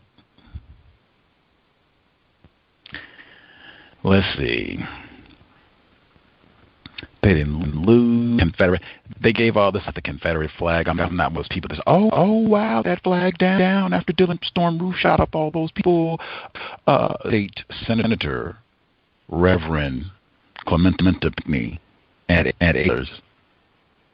They did take down one flag. They did not take down Strom Thurmond's statue or Tillman's statue or J. Marion Vincent statue. Not that you could take down all the issues of racist or that I would even encourage that, but they did take the tacky flag down at the state capitol. Tacky all the way. Remember that? Even on that one, I can scrape the bucket. Remember Bree Newsom, cowbell there as well. At least that one was age appropriate, I think. Let's see. Wait, we saw the Confederate flag, and then we saw Carolina at a bus station full of more privileged, patriarchal, sex toxic, sleep black men. Black male privilege? Guess, maybe.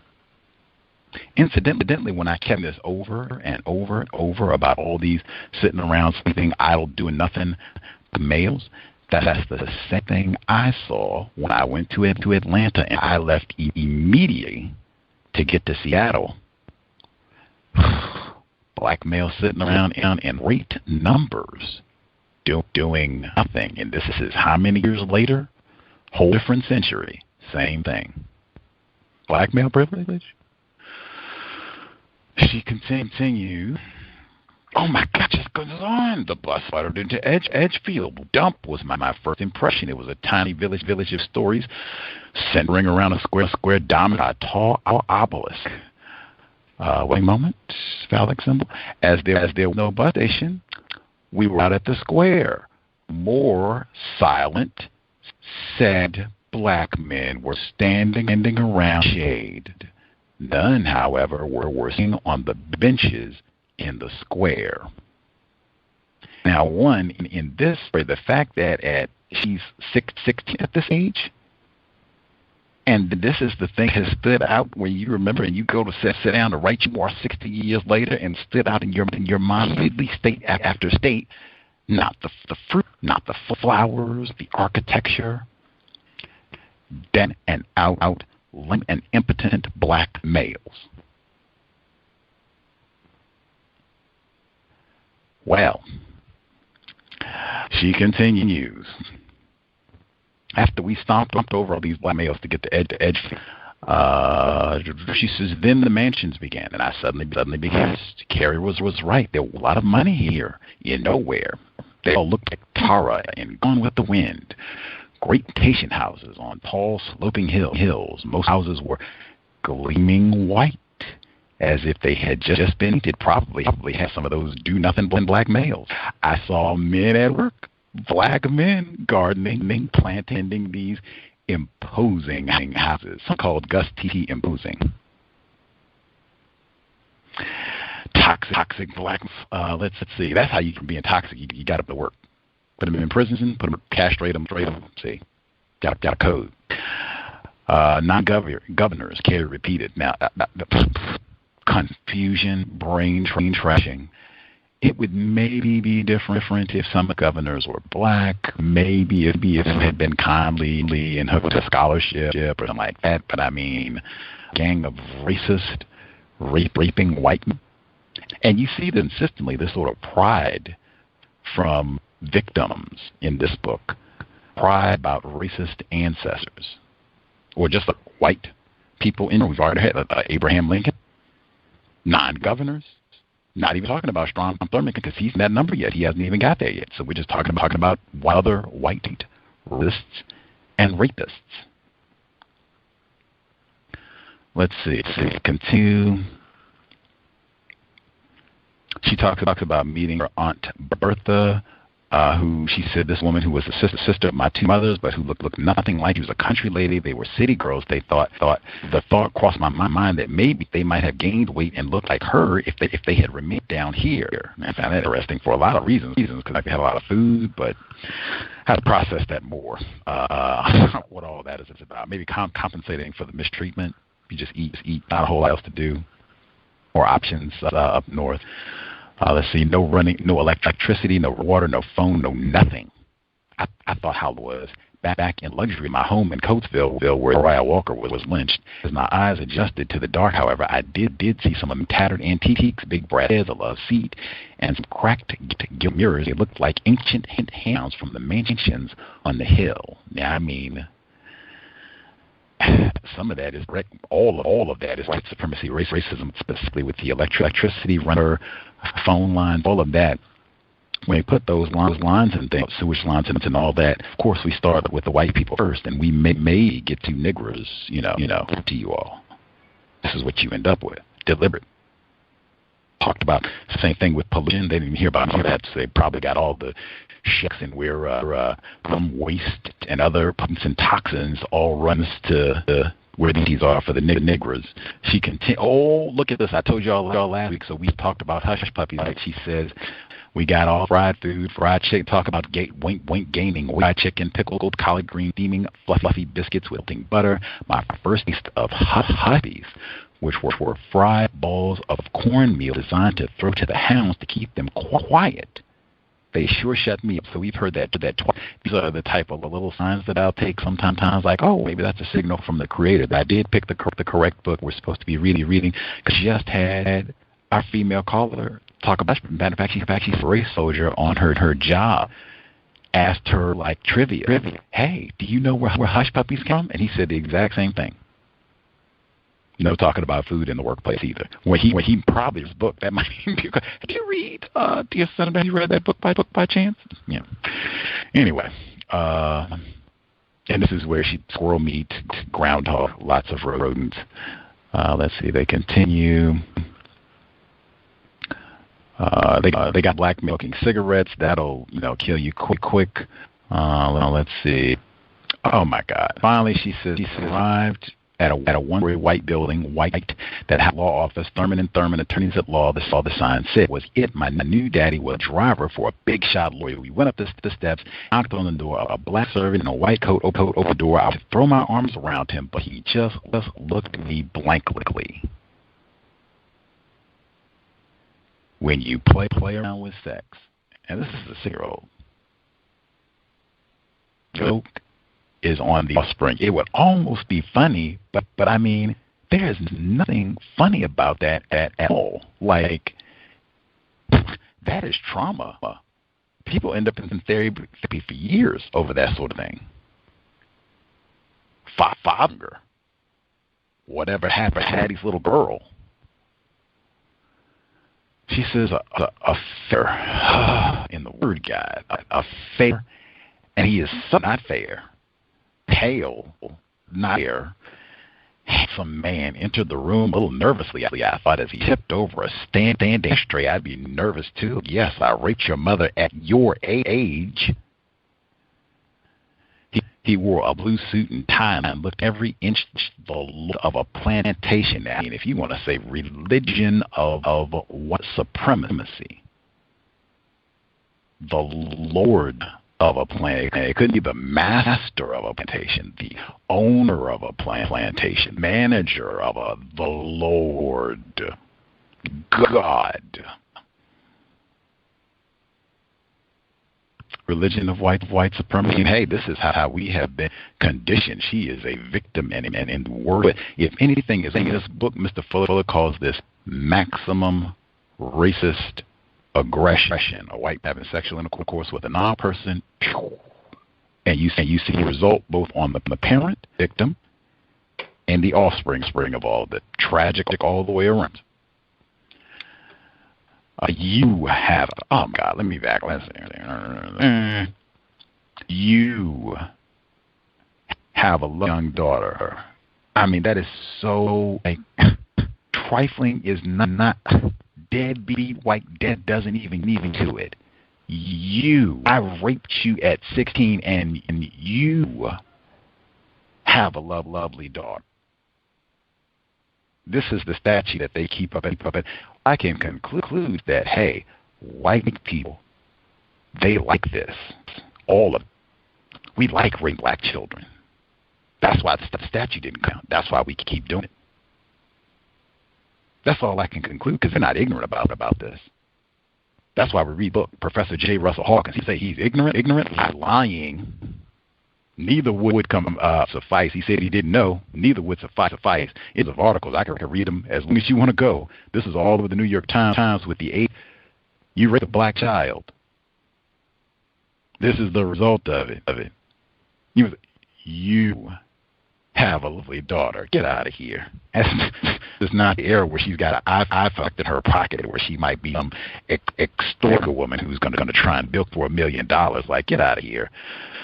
I says, now that I said I saw real father was a handsome and rich white lawyer, my first thought was whether Mary knew this, or she does. And if so, why didn't she tell me? How do you even begin that conversation? Ain't isn't her place to tell you. Your mom needs to do this, or this white man needs to do this. But I mean, how do I even begin that conversation?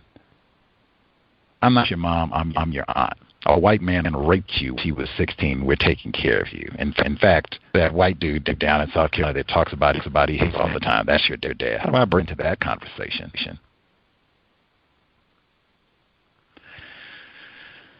Let's see. Carrie, she's winking that he might be the 10th governor, which he was. She's talking about Strom Thurmond. I see. Next. When he bowed 2 chairs to offer a seat to my mother and me, his hand brushed over hers, held it out there just a moment longer. Her eyes looked up and met his. They were in love, clearly in love. Oh. In that second, I could tell what was going on. It was as strange to me as seeing aliens from another galaxy. This is child rape?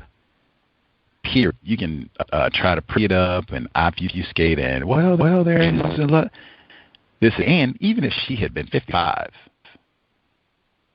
can you imagine in 1925, maybe even in 2005, but can you imagine 1925 South Carolina? A black female, 15, 25, 35, a white man or a white woman, someone next with you. You work for them in their house. No way. Get away from me. Really? Well, not to mention 16 and a white male, grown white man. You're going to defy him and get fired. Even just say that's the minute you get fired. Depression, you get fired. A little bit before the Depression. Let's see. My God, the aunt that died worked for the family. They were probably raping her too. They've described how these brothers were called ladies' men and became gynecologists, and I think Carrie even said that Thurmond started talking to her because brother was flirting with her first. So I'm sure they're raping all of the black female staff members, probably some staff members too. Can't say no. Will do. Pitchfork Ben Tillman land. What are you gonna do? Who knows how she died? Let's see. He looked up and down like a prize cow. Let's see.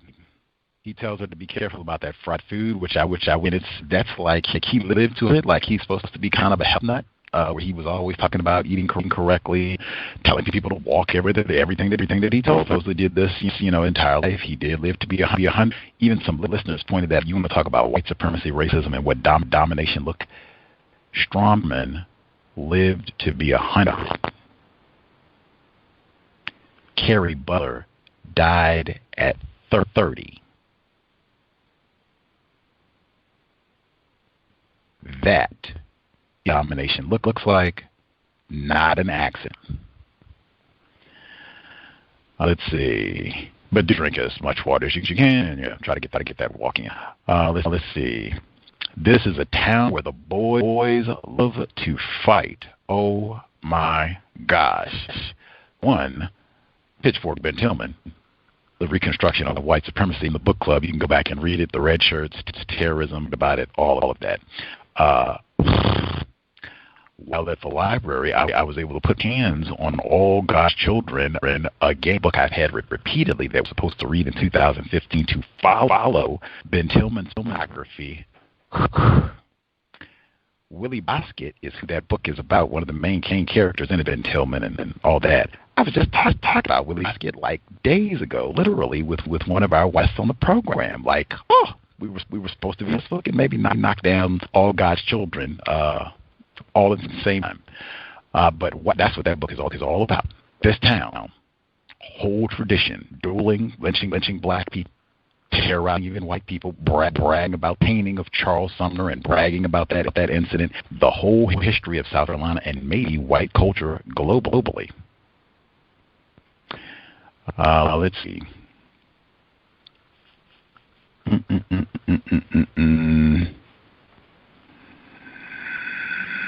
He says it again. You have a lovely daughter. She points that out. He has heard about that, and I mean, rightfully so. Let's see. Let's get it one more time. When he closed his office, and we were standing out on the street, main square, with all the sleeping bookmen.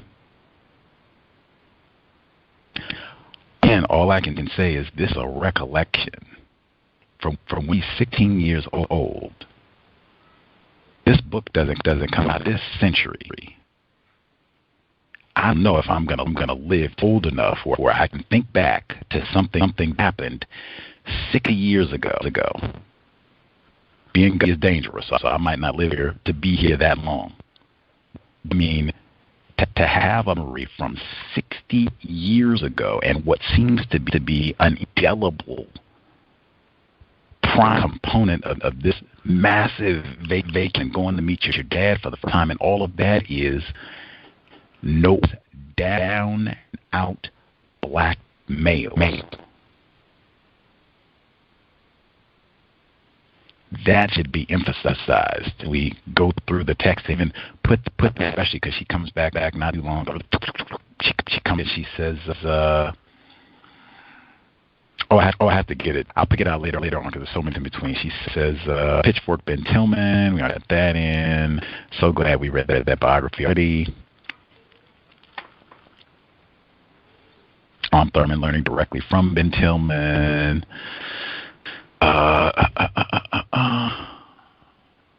And she used how could strong men who lynch black men, could the son of this architect of white supremacy fall in love? There's that word with my mother, a black woman who was a black child.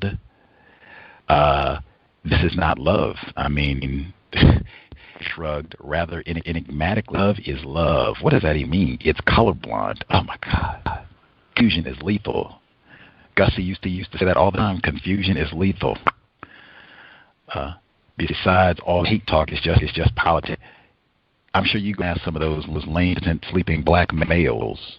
Is it just politics that you can't get a job? You get lynched for any old reason, any old justification. Is that politics, you think? Not being. If you have offspring and they can't go to Columbia University or Winthrop University or some of the other areas of knowledge, where you could be a doctor, you could be a gynecologist, that you and everyone in your family is automatically prohibited attending any of it. You can't even go to public. Oh, that's just politics. That's really mean that. Confusion is legally. I mean, hey, does this sound like a black person who has an A+ understanding of, like, when they say all the time, who's confused about racism? Does this sound like a black person who is knowledgeable about white supremacy, racism, what it is, and works?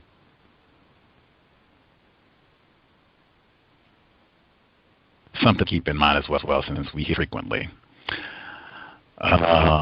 She says he was 15. The article that we read, the film says she's 16. I'm going to take it because I think she would know her mom. She says mom was 15 at the time, maybe 16 by the time the child was born. So that's fine. But I mean, 15 and 23, yeah, 16 is no better. But let's see.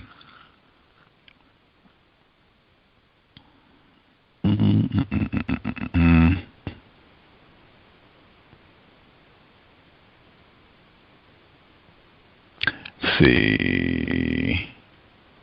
In 1925, he was 23. She was 50. He was 50. She and her sister made bed, cleaned, and did basic. Probably both of them being raped. He was known for having an eye for the ladies.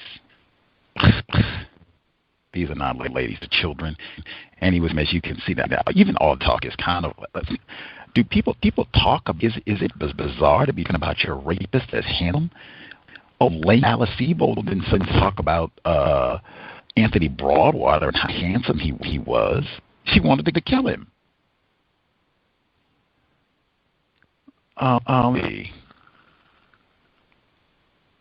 Big Mr. Will, nicest man you ever met. Always took interest in me. Probably wanted to rape her too. Please and thank you. Sometimes he picked flowers and give them to me. Brought clothes for our whole family. Sweet sugar. So the other stuff was just politics. He was Norman Legree. She's referring to the evil slave driver in Tom's cabin. We didn't have Mrs. Thurmond. She described as polite but distant, probably because she knows her husband had a thing for dark oak, as do her children. Not stupid. Let's see. She says Alan George, who also became a doctor, flirted with her too. Boys liked women. These are children, child rapists.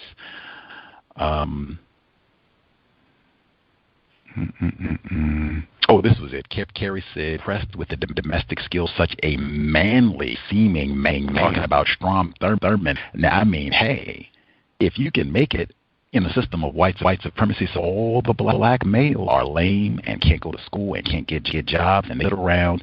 They can't eat. I said sit around. I said specifically, they weren't sitting benches in South Carolina. So they just stand around idly, sleeping and doing nothing. Unless a white person will hire grunt work, nigger work, as call it. A man like Strom Thurmond, who get education and get a job and live in a mansion and has money, he would seem like a manly man. We read the man in the High Castle. That would be Strom Thurmond, Ben Tillman, the man, the woman in the cis white supremacy. Let's see. He really liked you, Carrie said me, liked my disappointment in her choice of word. Loved. Did he love you? That word was bold enough to ask her. I hope so. I think so. Victim. Anything else I need to get in before we get? Oh, my last one I get. She was forever. This is Miss Essie Mae talking about her mom Butler. She was forever talking about being forgiven for her sins. Now I knew what her sins were, and a direct result of them. I'm also paying for them in the worst way. And I'm sure too, maybe that explained why she had become so religious, much more so than her Sir Mary. This so sad. Confusion is lethal. And the impact, in my view, the religion of white supremacy. Carrie Butler is victim, and I'm in the worst way victim. If there is a so-called sinner here, it is Strom Thurmond. Now, all of this feeling of shame and guilt, I think that it can be common amongst victims of sexual abuse and even victim white supremacy at large, feeling we did something to want all of this. That is another layer of the abuse. And all of Strom Thurmond, like 1,000% blame all of that. Does he love it? What are you talking? He is a child rapist. How does that even that's confusion when you have to try to make sense of it, when you have been victim and you are keep going back to, I keep saying no. So she's 15. What do you mean I'm going to say no to a white man? Kill black people for fun in South Carolina and brag about God. Now, I mean, hey, it's 2022. 19.5, I'm going to be a 15-year-old black female, and I'm going to say no to a white man? I'm going to do the best I can to keep myself from going crazy or to minimize sanity that would be caused from an event like that, and just try to do the best you moving forward, which it sounds like that's what she's doing. Hopefully I can get some support from my daughter and Curry, try to make the best of this. But I mean, just Christ. This victims of white religion, white supremacy on that level, because she said he was like the Lord of a plantation. How am I going to say no to white Jesus?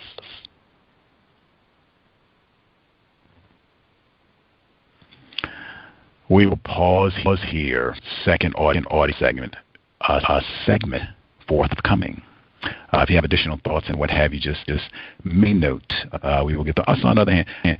Yeah, until we get to the second audio segment. I see other folks who dialed in. Jotted have ample time to share after the second audio segment. We're picking up on Chapter 3. Dear Senator, Essie Mae Washington Williams' memoir, Context of White Supremacy. Reading more important than television. Chapter 3, Reconstruction. I didn't see or hear from my new father for nearly a year. It was so long that it seemed like that meeting with him had never happened at all. My mother went back to Chester, I went back to Coatesville, and life went on almost as before. I say almost because once something like the facts of your birth get into your head, you never can be the same again. In my darkest hours, I began to look at all black people as victims and white people as oppressors, and everything in America struck me as grossly unfair. In my brightest hours, I began to look at myself as someone very special, an amalgam of all that was great about America. I had a brilliant white father and a beautiful black mother. Was I not the golden child? Alas, the real Essie Mae fell somewhere between these two poles. I was too humble to be conceited, too meek to be a firebrand. My mantra was accept, and accept I did. at least outwardly, yet inside me was pure turbulence. Because of Mary's conditioning me to keep my mouth shut, and because of the precarious and ephemeral nature of my relationship with my new parent, I always felt I was skating on very thin ice. On the other hand, I had no desire to get off the pond. I remained fearful, cautious, and deeply insecure. I was uncomfortable in the way I would have guessed that spies were uncomfortable, having to juggle different identities, present different facades. Yet, I was also thrilled to have the chance to play this game, because these new parents were so intriguing, and because they were my real folks. What child could resist the idea of being with his or her real parents? Hence, I was in a perpetual state of anxiety. The only way to deal with all this disequilibrium was to ground myself in the obligations of school and work. Working at Coatesville Hospital in my nurse's aide job that summer, I now became hyper-aware of how second-class the black patients were being treated. Even here, in the so-called enlightened North, our own promised land. It was the medical equivalent of those segregated train coaches in which we were forced to ride. The poverty ward, where the blacks were treated, was like a prison barracks. Even the food the black patients were given was extremely substandard. They got what was known as the coals, nearly rotten vegetables and fruit that would otherwise have been cold to be thrown out. Sometimes when I was in the kitchen getting the trays to serve, I would try to switch the foods so the blacks would have an equal opportunity at the string beans and squash and berries. I didn't once get caught, and I felt good, like a Robin Hood trying to make things just a tiny bit fairer. I went back to high school with a vengeance, determined to learn all about American history, not necessarily to please the secret father I might never see again, but to understand him. Knowing that I had a white father somehow emboldened me to do things I would have never done before. One example of this got me into big trouble. I had a math class with one of our strictest teachers, Mrs. Wynne. I always got A's. There was one pretty blonde girl named Gloria, a cheerleader whom all the boys liked, who just couldn't do math at all. She had the hardest time. She may have been the queen bee after class at the soda shop I couldn't go to, but here in the classroom, she was an utter failure. I decided I wanted to help her.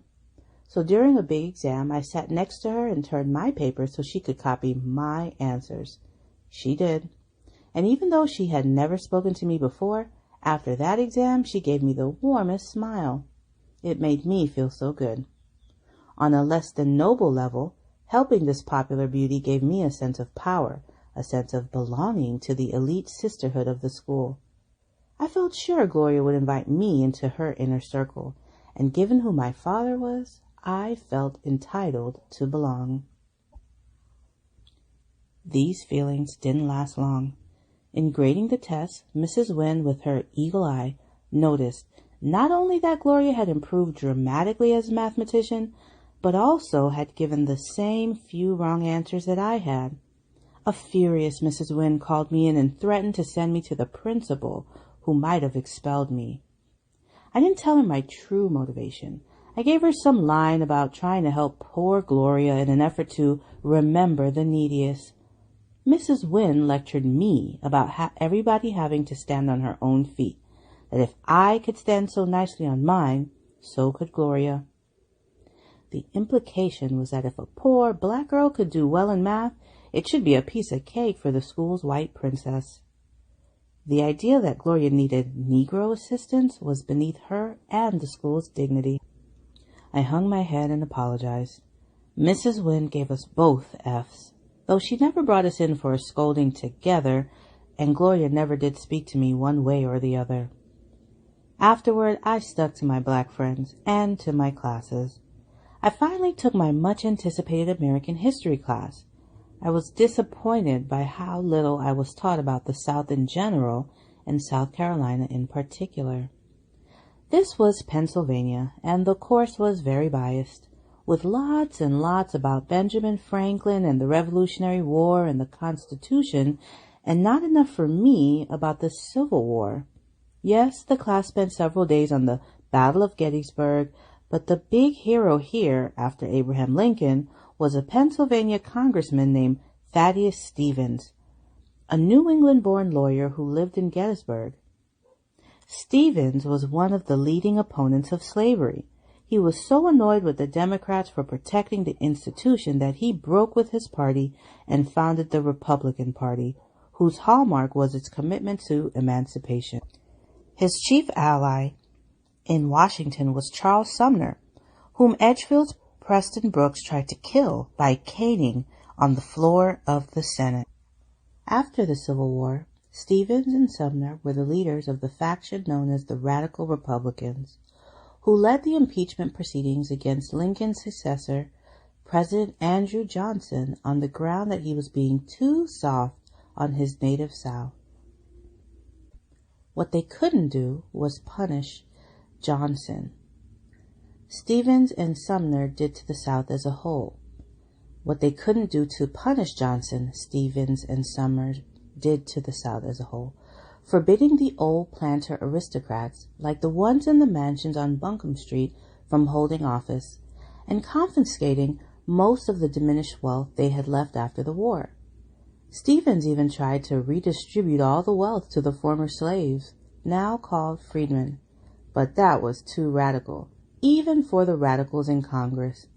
He called the Confederate States conquered provinces and barely wanted them back in the Union.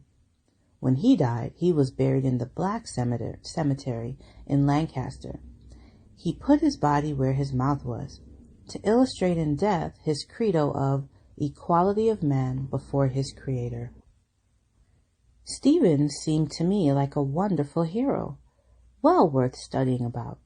So was Charles Sumner, a Harvard lawyer who stood up for blacks before anybody else of his elite class did. In one book I read there was a lithograph by Currier and Ives in 1872 of the 7 black members of Congress. To me it was unforgettable. These 7 distinguished gentlemen, all in waistcoats and bow ties and mutton chops, looking every inch the leaders of the country that they were, for a brief, shining moment. 3 of the men were from South Carolina.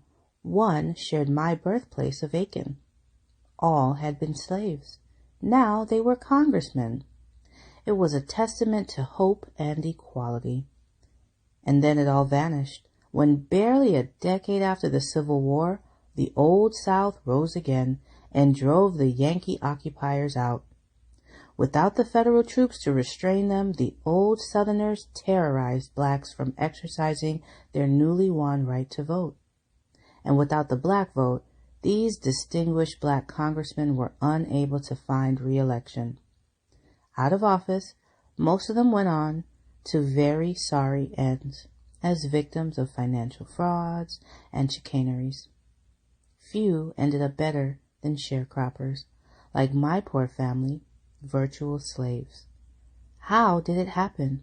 I had to know, and my high school didn't tell me. I got the impression from my class that the South deserved every bad thing it got, and then some.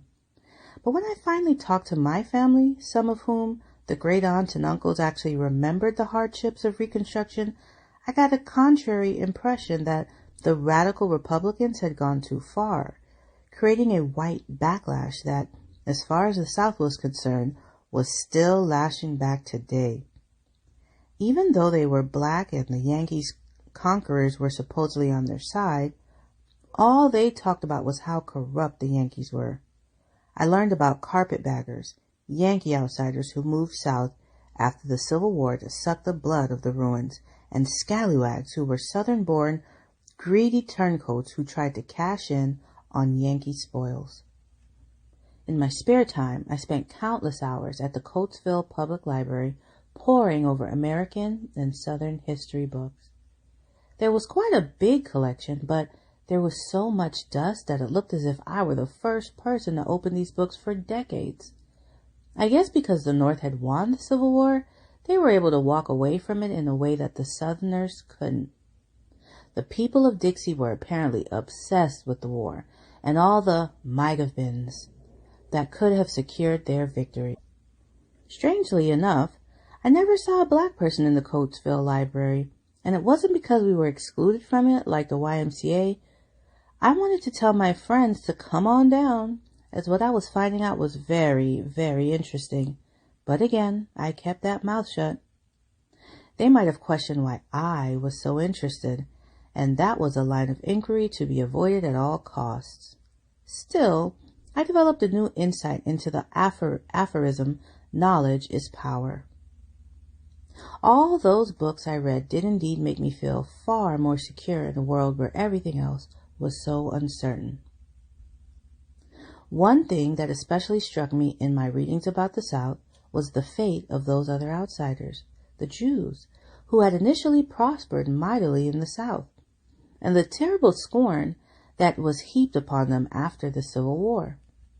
A lot of the Yankee peddlers who came south to sell their wares happened to be Jewish and were hated for the extortionate prices they charged to a captive audience.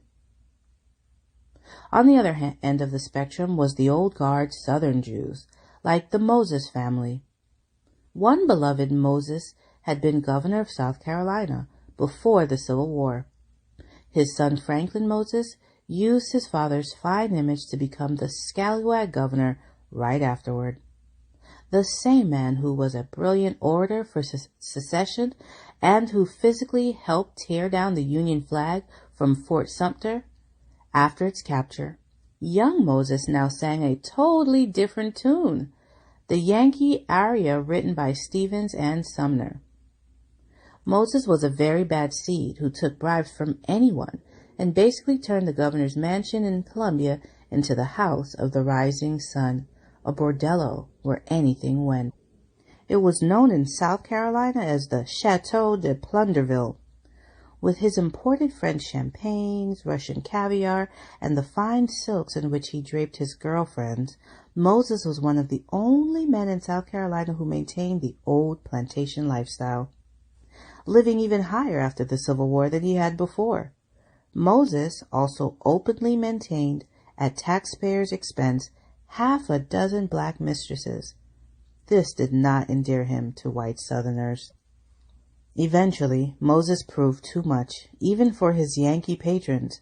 Hounded out of office and out of South Carolina, he became a con man in Boston, using his Southern pedigree to swindle New England aristocrats. He did a 6-month term in the Boston House of Corrections and afterward committed suicide in a bleak rooming house.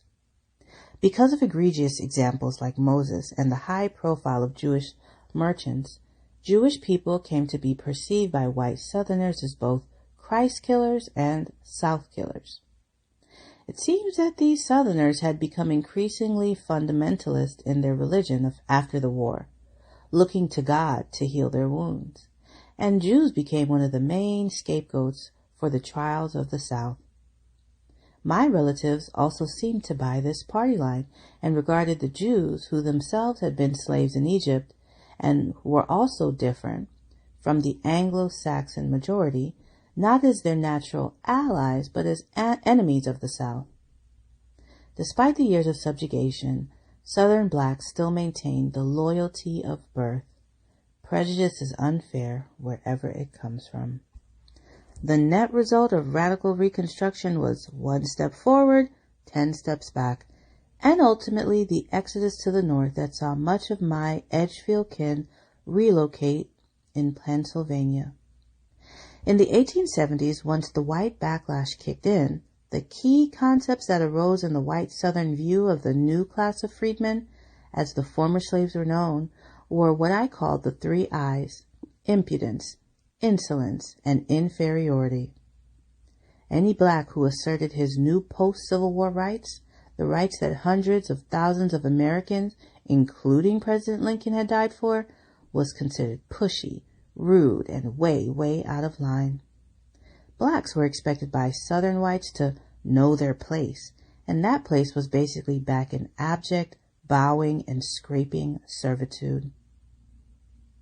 If Southern whites didn't want blacks on the streetcars with them, imagine how they felt seeing them elected as representatives in their state houses and in Washington.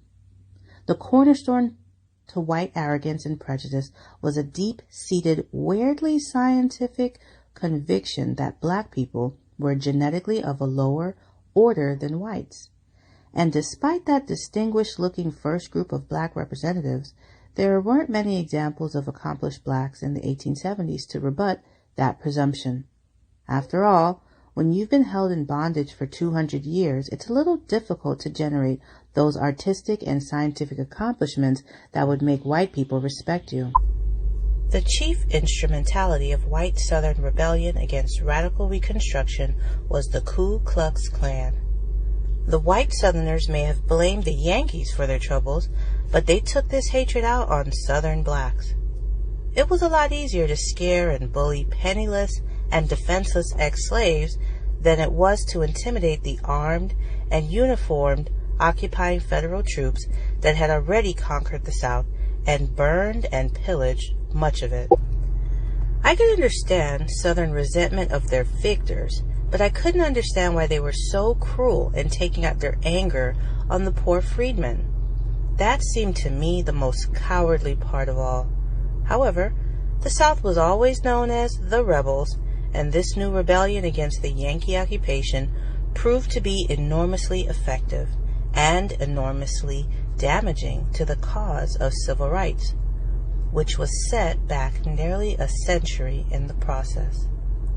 The Klan, which began as a polite secret society for high-born Confederate junior officers, devolved after the war into a bloodthirsty cult populated by Southerners we now know as rednecks.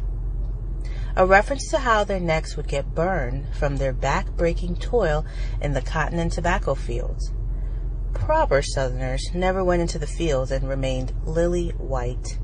Their slaves did their work for them. The Klansmen's white robes and pointed hoods made them look like ghosts. This image may have been their most potent weapon. As the freed blacks tended to be both very religious, only God could have seen them through the tribulations of slavery, and very superstitious. With their towering bonfires, their blood-curdling rebel yells, and their surprise thunder of the horses' hooves in the middle of the night, the Klan seemed to blacks like the emissaries of Satan himself. The legend, my relatives told me, still fearful, was that these were the ghosts of Confederate soldiers, risen from the dead and straight out of hell. Their message to the freedmen: don't vote, don't aid the Yankees, and above all, never touch or never look at a white woman. The fear of black rape seems to have been the preeminent goad to organizing the rise of the Klan and its leadership of this new Southern insurrection. They sure thought our men had something special, one of my great aunts, Aunt Calliope, told me with a wink. I still don't know what it might be. I'm still waiting to see what it is. The men I've known. Then she broke out in a naughty laugh. She was almost 90 and had grown up as a slave and a freed woman. With the Civil War and Reconstruction and the Southern Redemption, as the whites called kicking the Yankees out and the blacks back into their place. She had seen it all and liked to talk about it. You're the only one who ever asked me, Essie Mae, she said.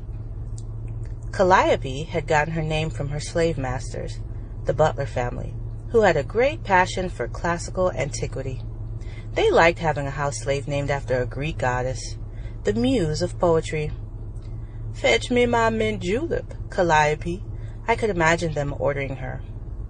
Calliope was tiny and fragile, all dressed in black. In appearance, she reminded me of one of the witches of Macbeth, but she was sweet and loving and oh so wise. When she told stories, she waved her hands expressively and emphatically. She was so frail, I worried that she might pass out, or worse, from all the motion. But she seemed to derive energy from our conversations. Calliope lived in a tiny room in a rooming house in the Spruces, which she kept immaculately, but lit with candles rather than electric lights. She said somehow she could never get used to modern power. She lived in the past, and I was thrilled to go on time travels with her. Getting back to the Klan, Calliope told me how the old democratic ruling, aristocrats like her former owners, the Butlers, got everyone worked up with the fear of black sexual assaults. Once we had the vote, once we had the education, the next thing they thought we was gonna take their woman, she said. That was the worst thing that could ever happen to them. They were afraid once the white women got with the black men, they wouldn't have no use for the white men no more. If a black man so much as tipped his cap to a white lady, he'd get strung up. Just like that. Ain't nobody gonna stop them. Lynching was the embodiment of Southern justice. I used to think lynching meant hanging, but I found out it originally meant any kind of frontier justice meted out by a mob. The term derived from the Lynch brothers who lived in Virginia during the Revolutionary War and founded the town of Lynchburg. There were no courts during that insurgent time, so the Lynches called themselves judges and sent their minions out to punish by torture, hanging, burning, whatever was handy. All enemies of the new state, from British sympathizers to horse thieves. By Reconstruction, lynching, which could mean either hanging or burning, became the punishment for black men who were a perceived threat to the sexual color line. I found it ironic that the biggest song of the last year had been a jazzy number by the Andrews sisters called Beat Me Daddy, 8 to the Bar. When I thought about my brutalized ancestors in the South, I couldn't conceive of whipping as an appropriate subject for public amusement. They might have lynched me, I thought, me and my mother. No, they never messed with the woman, only the men. They didn't lynch women. We got our own punishments.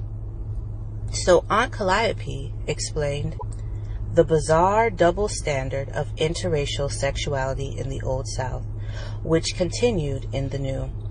Calliope knew about my father, my real white father. Everybody in my family did.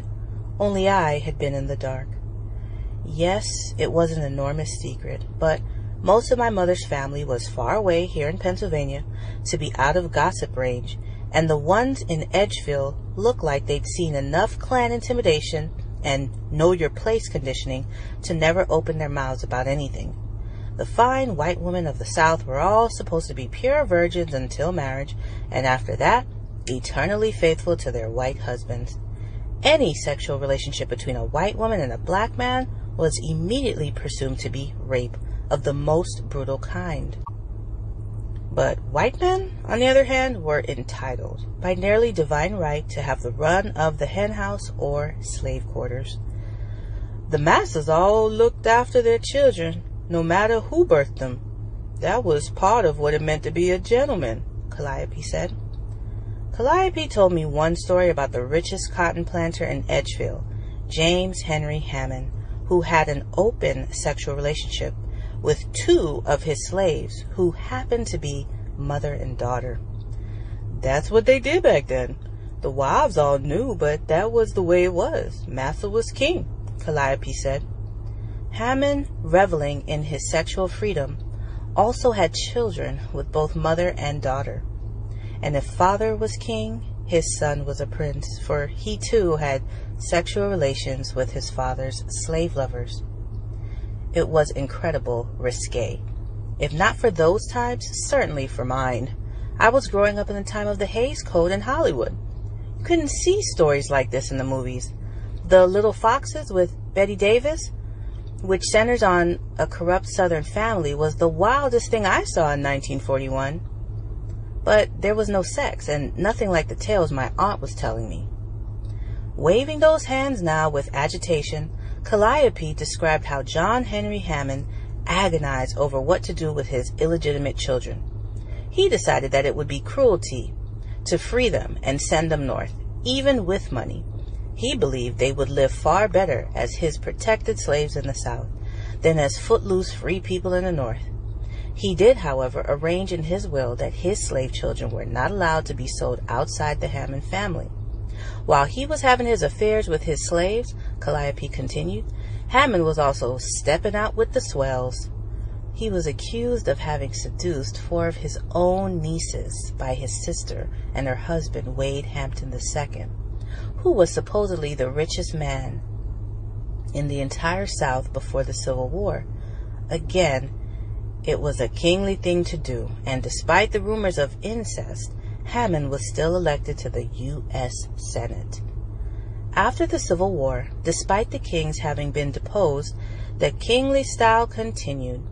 Calliope recounted the tale of the noble Francis Pickens family, the one who was ambassador to Russia and whose daughter was South Carolina's Joan of Arc, a poster child of racism. At the same time, Joan was conducting her crusade against blacks and Yankees. The widow of the ambassador had a brother and a best friend who came to live with her on the old plantation, not far from Old Buncombe. Each young man took a former slave as a common-law wife, had children with her. These mixed-race offspring all grew up in the great house, accepted as part of one happy family. Pickens and pickaninnies, Calliope joked. I didn't tell him Well, I guess we'll wrap there. Always nice to get in a racist joke. I don't know if you call that a racist joke or what exactly, but Pickens and pickaninnies. Context of White Supremacy. So we'll pause there. We'll pick up. We are in mid-chapter 3. The number is 720-716-7300. The code 564-943#.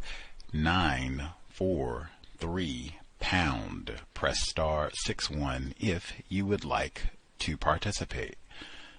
Right to the phone line. untiljustice@gmail.com. The email. Our caller in Ohio, missed you first time around. Go right to you. Number one, can you hear me okay? Is my audio sounding crazy or what have you? And then whatever commentary you have on Dear Senator.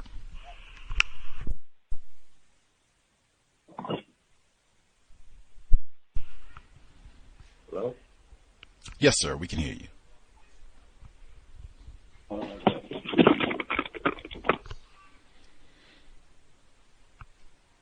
Getting his audio situated.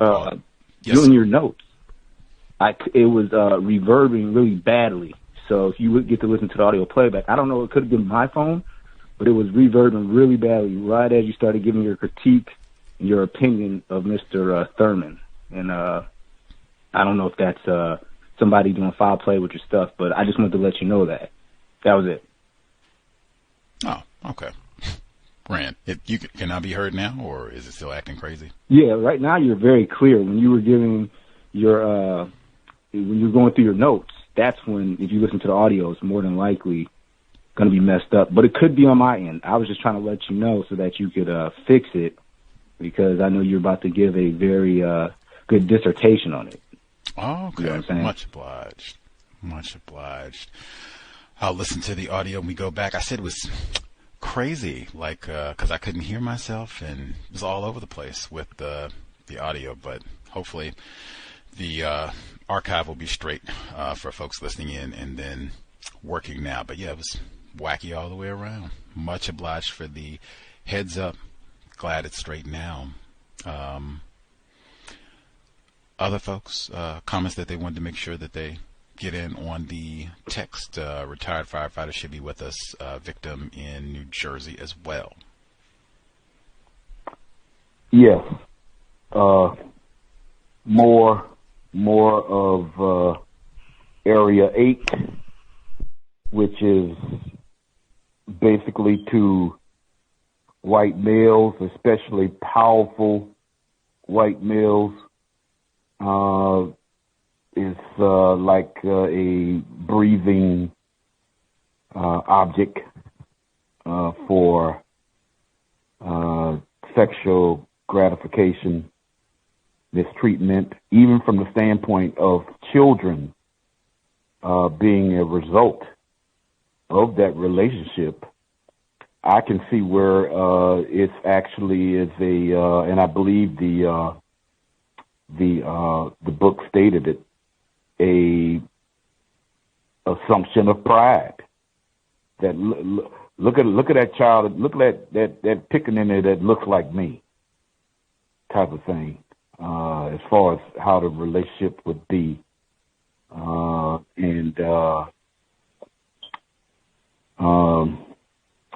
yeah, that's basically what I'm hearing. White people are very good with words. The term worker sounds a little bit more nicer than slave, but actually the description of the treatment that's being rendered unto these victims is as a slave. That's basically what it is. Also, part of from the a report from the first part. I've always had a problem with the term, with the metaphor, falling in love. It's something that is wrong with that term. I know some people like it. I'm suspicious. I'm suspicious of reasoning on why they like it, because it's been put into movies for that purpose, to have people to like it. But there's something sinister about a term that states that you are falling. In other words, the person does not have control of their emotions. I'm not saying emotions are not important, but it should not lead a person's thinking. Mr. Fuller even suggests that when it comes to males and females, before the two becomes committed to each other emotionally, they should ask a lot of questions to one another, so you would know everything about that person, so you won't, quote unquote, fall for anything. But yeah, those are just some of my thoughts. I can say a lot more, but probably wouldn't have the time. Thank you. Much obliged. Retired firefighter in Florida. Say victim in New Jersey. Anybody else? Any other thoughts, ideas they wanted to share? Questions? Yes. Victim in New Jersey. So as I was listening again, proof that,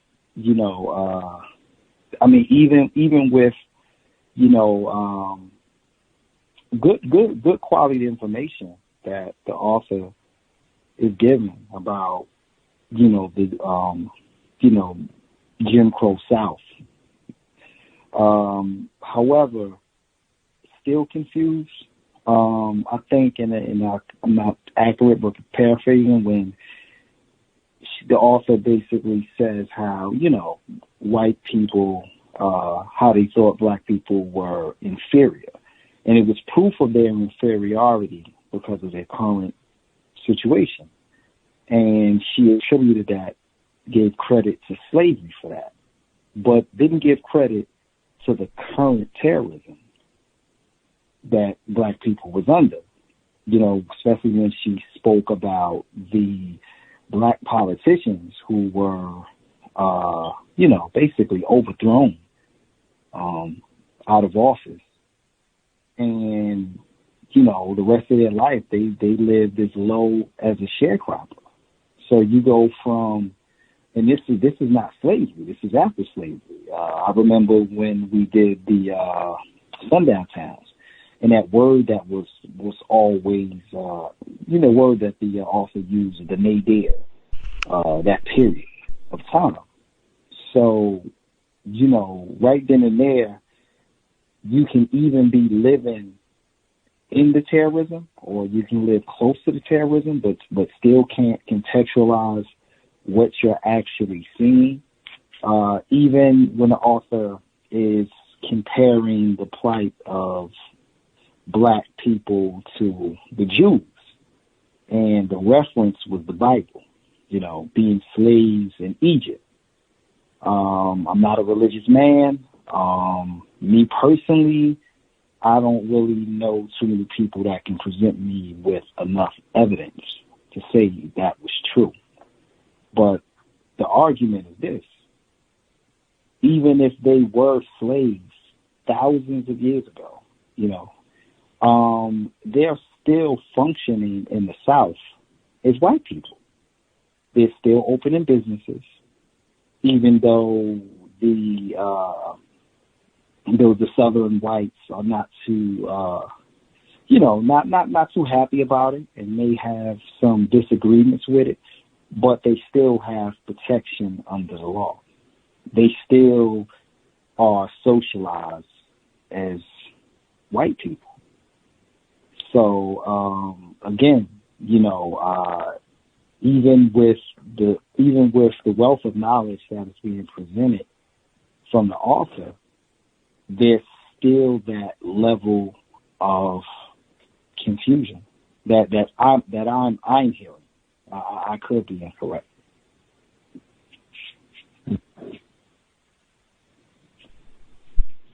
Confusion is lethal, and there seems to be quite a bit of that in this here text, unfortunately, but hey, we can learn even in that way.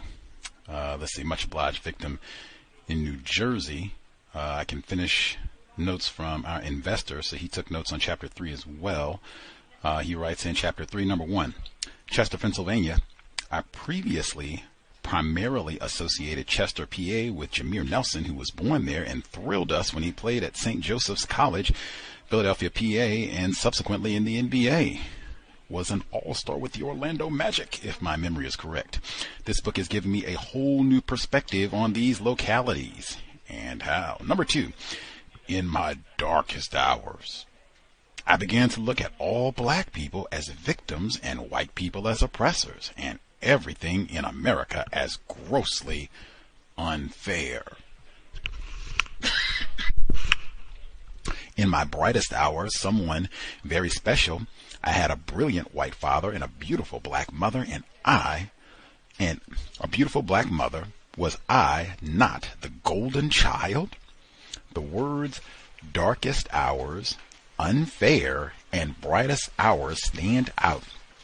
Clarity, racism, white supremacy, and confusion may be more accurate substitutes, for sure. Number 3, working at Coatesville Hospital, the so-called enlightened North, our promised land, black patients, rotten vegetables, she would switch the food, the Black Robin Hood, she said. This speaks to the precision and detail required to maintain white supremacy, or what retired firefighter referred to last week as the science of white supremacy. Number 4, pretty blonde girl, Gloria, turned to my paper so she turned her own paper so she could copy my answers. Seeking white validation, also discussed in the Beauty Con Game by Umoja, a.k.a. Pamela Evans Harris, the late. Heard her voice before we got live today. Number 5, Pennsylvania congressman named Thaddeus Stevens. He is rumored to have been in a tragic arrangement with his maid, Lydia Hamilton Smith, who is described as 1/4 black and phenotypically appears white to me in photographs. Their relationship has been characterized in the original Birth of a Nation, oh no, and Steven Spielberg's movie Lincoln. Yikes. Number 6, Franklin Moses, scallywag governor. Wikipedia suggests that his bad reputation may not have been due so much to the illegality, but Southern Confederate antipathy due to his affinity for supporting better treatment of black people through social programs and, for example, creating a black militia to protect the former slaves. White Reconstruction governors, including Moses, were demonized as vampires by Ben Tillman. Oh no, taken from Ben Tillman and the Reconstruction of White Supremacy, which we read in the book club. Number 7, James Henry Hammond had an open sexual relationship with 2 of his slaves who happened to be mother and daughter. Jesus. Oh, I said last week, Thomas Jefferson, Sally Hemings. I said Sally Hemings was his half sister. Sally Hemings is Thomas Jefferson's white wife's half sister. Strive for accuracy, still icky. James Henry Hammond had over Francis Pickens' family. Each young man took a former slave as a common law wife. Hammond is also discussed in the Cow's Book Club selection, The Half Has Never Been Told, which I just looked at today. I was trying to get Robert Potter's the thesis where he was going around castrating people. Such a important book. Number 8. Wait a minute. Oh, we did. Okay. The judge, he's very patriotic. They need to fight. It's in their blood. War runs in the family. Uh-oh. What does it mean to be white? Indeed. Number 9. Calliope. Is that it? Whatever it is. They called it civil rights, but there wasn't nothing civil about it. Neely Fuller Jr. also makes a similar claim. Let's see. Okay, now we didn't get that far. I can stop. We'll get the rest of chapter 3 next week. Let's see. Notes that I took. Much obliged to our listener investor for writing in. Chapter 3, Reconstruction. That statement, the investor just read it down when she saw black people as victims, all white people as oppressors. Hey, sometimes it is as they say. It's that black and white. Yep, it is that simple. No confusion, no ambiguity. That's what you got. Let's see. And all of the metaphors, darkest hours, my brightest hours, fair, all of that. The metaphors of white supremacy, racism, all of those, I think, are in the Word God. She says she felt like she was always skating on very thin ice about her relationship to her parents and everything. I mean, that is trauma right there. And I mean, on thin ice, so you're at risk of drowning, death, right? That's what happens on thin ice. You could die. She said this whole explanation that she gives about working at the poverty ward at Coatesville Hospital in the promised land of the North where the black patients are treated horribly. This again is another great passage. So why might black people be hesitant about going to the hospital or believing what white people have to say about COVID-19 or anything? This has nothing to do with Nurse Rivers. This is not Alabama, and you get the same trifling racist behavior. Hippocratic oath? What Hippocratic oath? Nigga, get over there and eat this rotten food. Let's see. Excellent point, investor, talking about this white girl, Gloria. I'm going to see if I can curry some favor. She doesn't even come up, thanks for hooking me up. Just come to my house or come have lunch with us. Nah. She's not ignorant about racism, old Gloria, way back then. Let's see. And from the teacher, too, I love her breakdown. She says Mrs. Wynn comes to fuss at her and says the implication was that if a poor black girl could do well in math, it should be a piece of cake for the school's white princess. The idea that Gloria needed Negro assistance was beneath her and the school's dignity. I hung my head and apologized. Miss Wynn gave us both F's, though she never brought us in for a scolding together. Now, that's interesting, because I wonder what she told Gloria. You're a white woman. Have some self-respect. You don't copy from some nigger girl's paper. And I'm even wondering, did she give Gloria an F too? Like, did you see her report card that she also got an F? Or did you see the test to confirm, yes, we both got Fs for this? Just saying. Thaddeus Stevens, okay, he did whatever he did. He didn't solve this problem. That's it. You'll find lots of rumors, evidence of white people who were helpful to black people for 5 minutes or 2 minutes or 5 years. Problem not solved. No celebrating until that happens. Let's see. When she's talking about the former black Congress members who were booted out after Reconstruction, is Ben Tillman being a part of that. We talked about that before. Most of them went on to very sorry ends as victims of financial frauds or chicaneries. That's kind of soft language. Deception. Few ended economic terrorism. Few ended up better than sharecroppers like my family. She says virtual slaves. That's what I said before. Hey, if I'm a slave, don't soften it.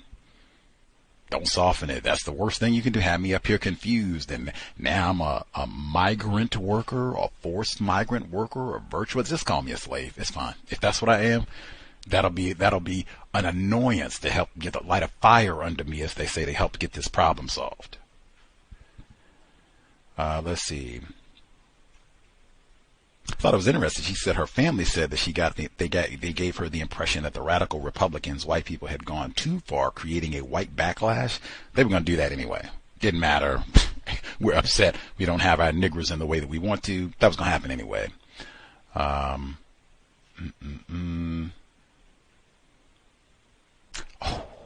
my gosh. After my finds at the library today, she says, I never saw a black in the Coatesville library. Now, again, this is back in Pennsylvania, not in South Carolina. And it wasn't because we were excluded from it like the YMCA. I wanted to tell my friends to come on down, as what I was finding out was very interesting. But again, I kept that mouth shut. Now, wow.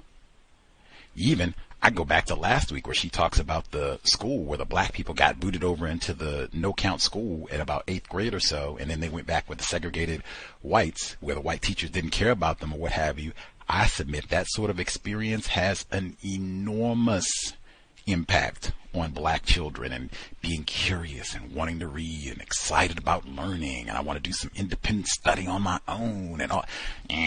These white teachers don't care about me and all that. And if I see, what's the payoff? I do all this and I'm still going to end up like these countless black males with no job just sitting out all day long. That might kill a lot of my motivation to want to learn a whole lot too. Let's see. She says, and then we get this long list of countless white people with their long record of sexually molesting black people, widespread. And again, white people are not ignorant about any of this. She says Moses also openly maintained at taxpayers' expense half a dozen black mistresses. None of this is ignorant, and I'm sure they were probably not women. I'm sure these weren't 35-year-olds and 40-year-olds like Carrie Butler, 15, 14, Sally Hemings.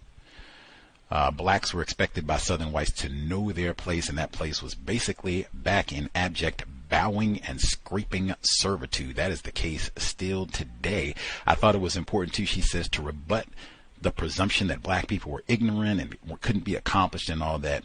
After all, when you've been held in bondage for 200 years, it's a little difficult to generate those artistic and scientific accomplishments that would make white people respect you.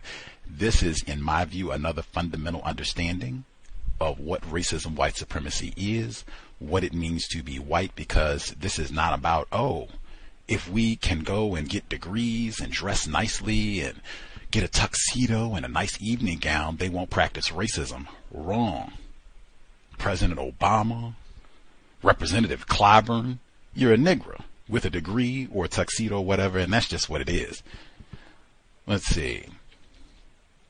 All this about and the hypocrisy, again, that's why we're reading this book to begin with, all of that hypocrisy. Now, you do all this, Ben Tillman, Strom Thurmond, all these whites do all that, Dylan Storm Roof, take it all the way current. You do all this yelping. The Negroes, they're raping and raping and raping and raping. And then you got all of this hypocrisy. And she used that word in the book. That is exactly why I said, nah, man. Dr. J. Russell Hawkins, any other white person, point that out every time, not as a romance, and point out the hypocrisy. And even as a retired firefighter said just earlier on this very broadcast, we're not going to be sitting up talking about so-called separation if you are raping a black child. We're not separate. That's not segregation. Use accurate terms. Be accurate to what you like. You like having non-white people in a position where they can be exploited. You can have a little 14-year-old, 13-year-old as a maid, servant, victim of white supremacy, slave, basically. Call it what it is. As a slave, I can be raped. Nothing can be done about it. Family can't say anything about it.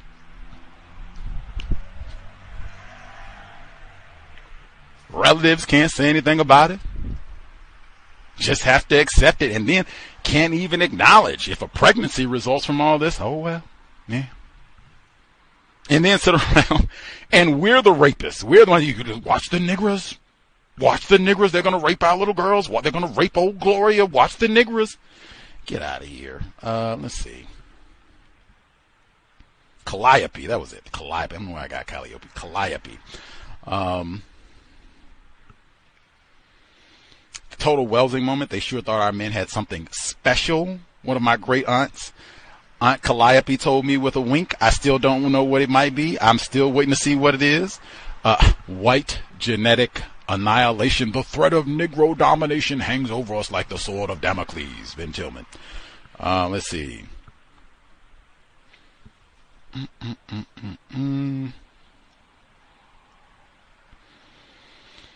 Let's see. The history of lynching.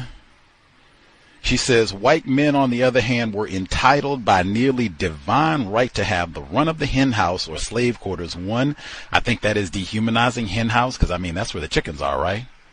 That's not what we're calling black females, victims of racism, white supremacy. And I mean, hey, the hen house, they had access to the black males and the black females. Keep that in mind, too. Rethinking Rufus. Thomas A. Foster, guest on the program not that far back. Important to think about that both ways. We don't want to be, what do they call it, heteronormative. There we go. We don't want to be heteronormative in our analysis of history and white rapists, white male and female rapists. One, hen house. And then two, white women would have run of the hen house, slave quarters, if you want to say it that way too, but also divine right. Religion of white supremacy. This is God ordained, what I'm doing. And again, last week, Carrie Butler, when talking to her daughter, said, hey, your skin, your complexion, the boys are going to love you. Now, I don't know if she meant the white boys, the non-white boys, everybody. But that skin complexion, that is as though, hey, I was raped as a child, but it's not so bad. The offspring, look, she's got that pretty complexion like her fair, handsome dad. That is the pathology of white supremacy, racism, the trauma. When you get victimized, sexually victimized, and every other aspect of white supremacy, racism can totally drive us insane. Does drive us insane. That's why Dr. Welsing says we don't qualify for mental health. Oh, she says, Aunt Calliope, she says that the men, masters, that's what it is. The masters all looked after their children no matter who birthed them. That was part of what it meant to be a gentleman. Ain't no such thing in a system of white supremacy, racism. And I mean, please, Strom Thurmond offering a little bit of money here and there. I did the inflation calculator. So she said that he gave her like $200 in 1941. So for today, 2022, that would be $3,680 with the astronomical inflation going up by the second. That is not taking care of your child. They said she came to Coatesville, Pennsylvania with nothing. Taking care of your child is monthly support, right? Not, oh, I can look out for you every now and then, hook you up again. No. It would be every day I'm looking out for you. And what Jonetta Rose Barras said, the intimacy, I'm checking in, all that. Being a dad. White men do not do that at all. In fact, it's a longer record of them not acknowledging at all. But Calliope, she has VGQ as well, Victims Guaranteed Qualified. And if father was king, his son was a prince, for he too had sexual relations, rape, not using accurate terms, with his father's slave lovers. How can anybody here? I don't know how you get down, bedroom activity. Can you imagine you and one of your parents, you are engaging in sexual activity with the same person, persons even? What? That is white culture. That right there, and to be proud, to brag about that sort of behavior.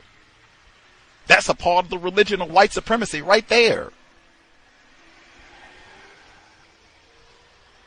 Let's see.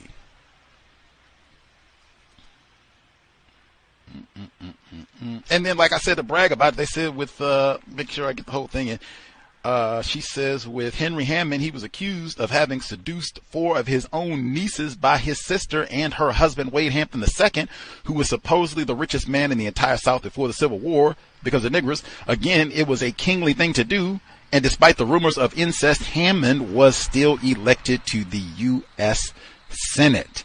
That right there, again, this is white culture. Woody Allen, whomever. Hey, whatever.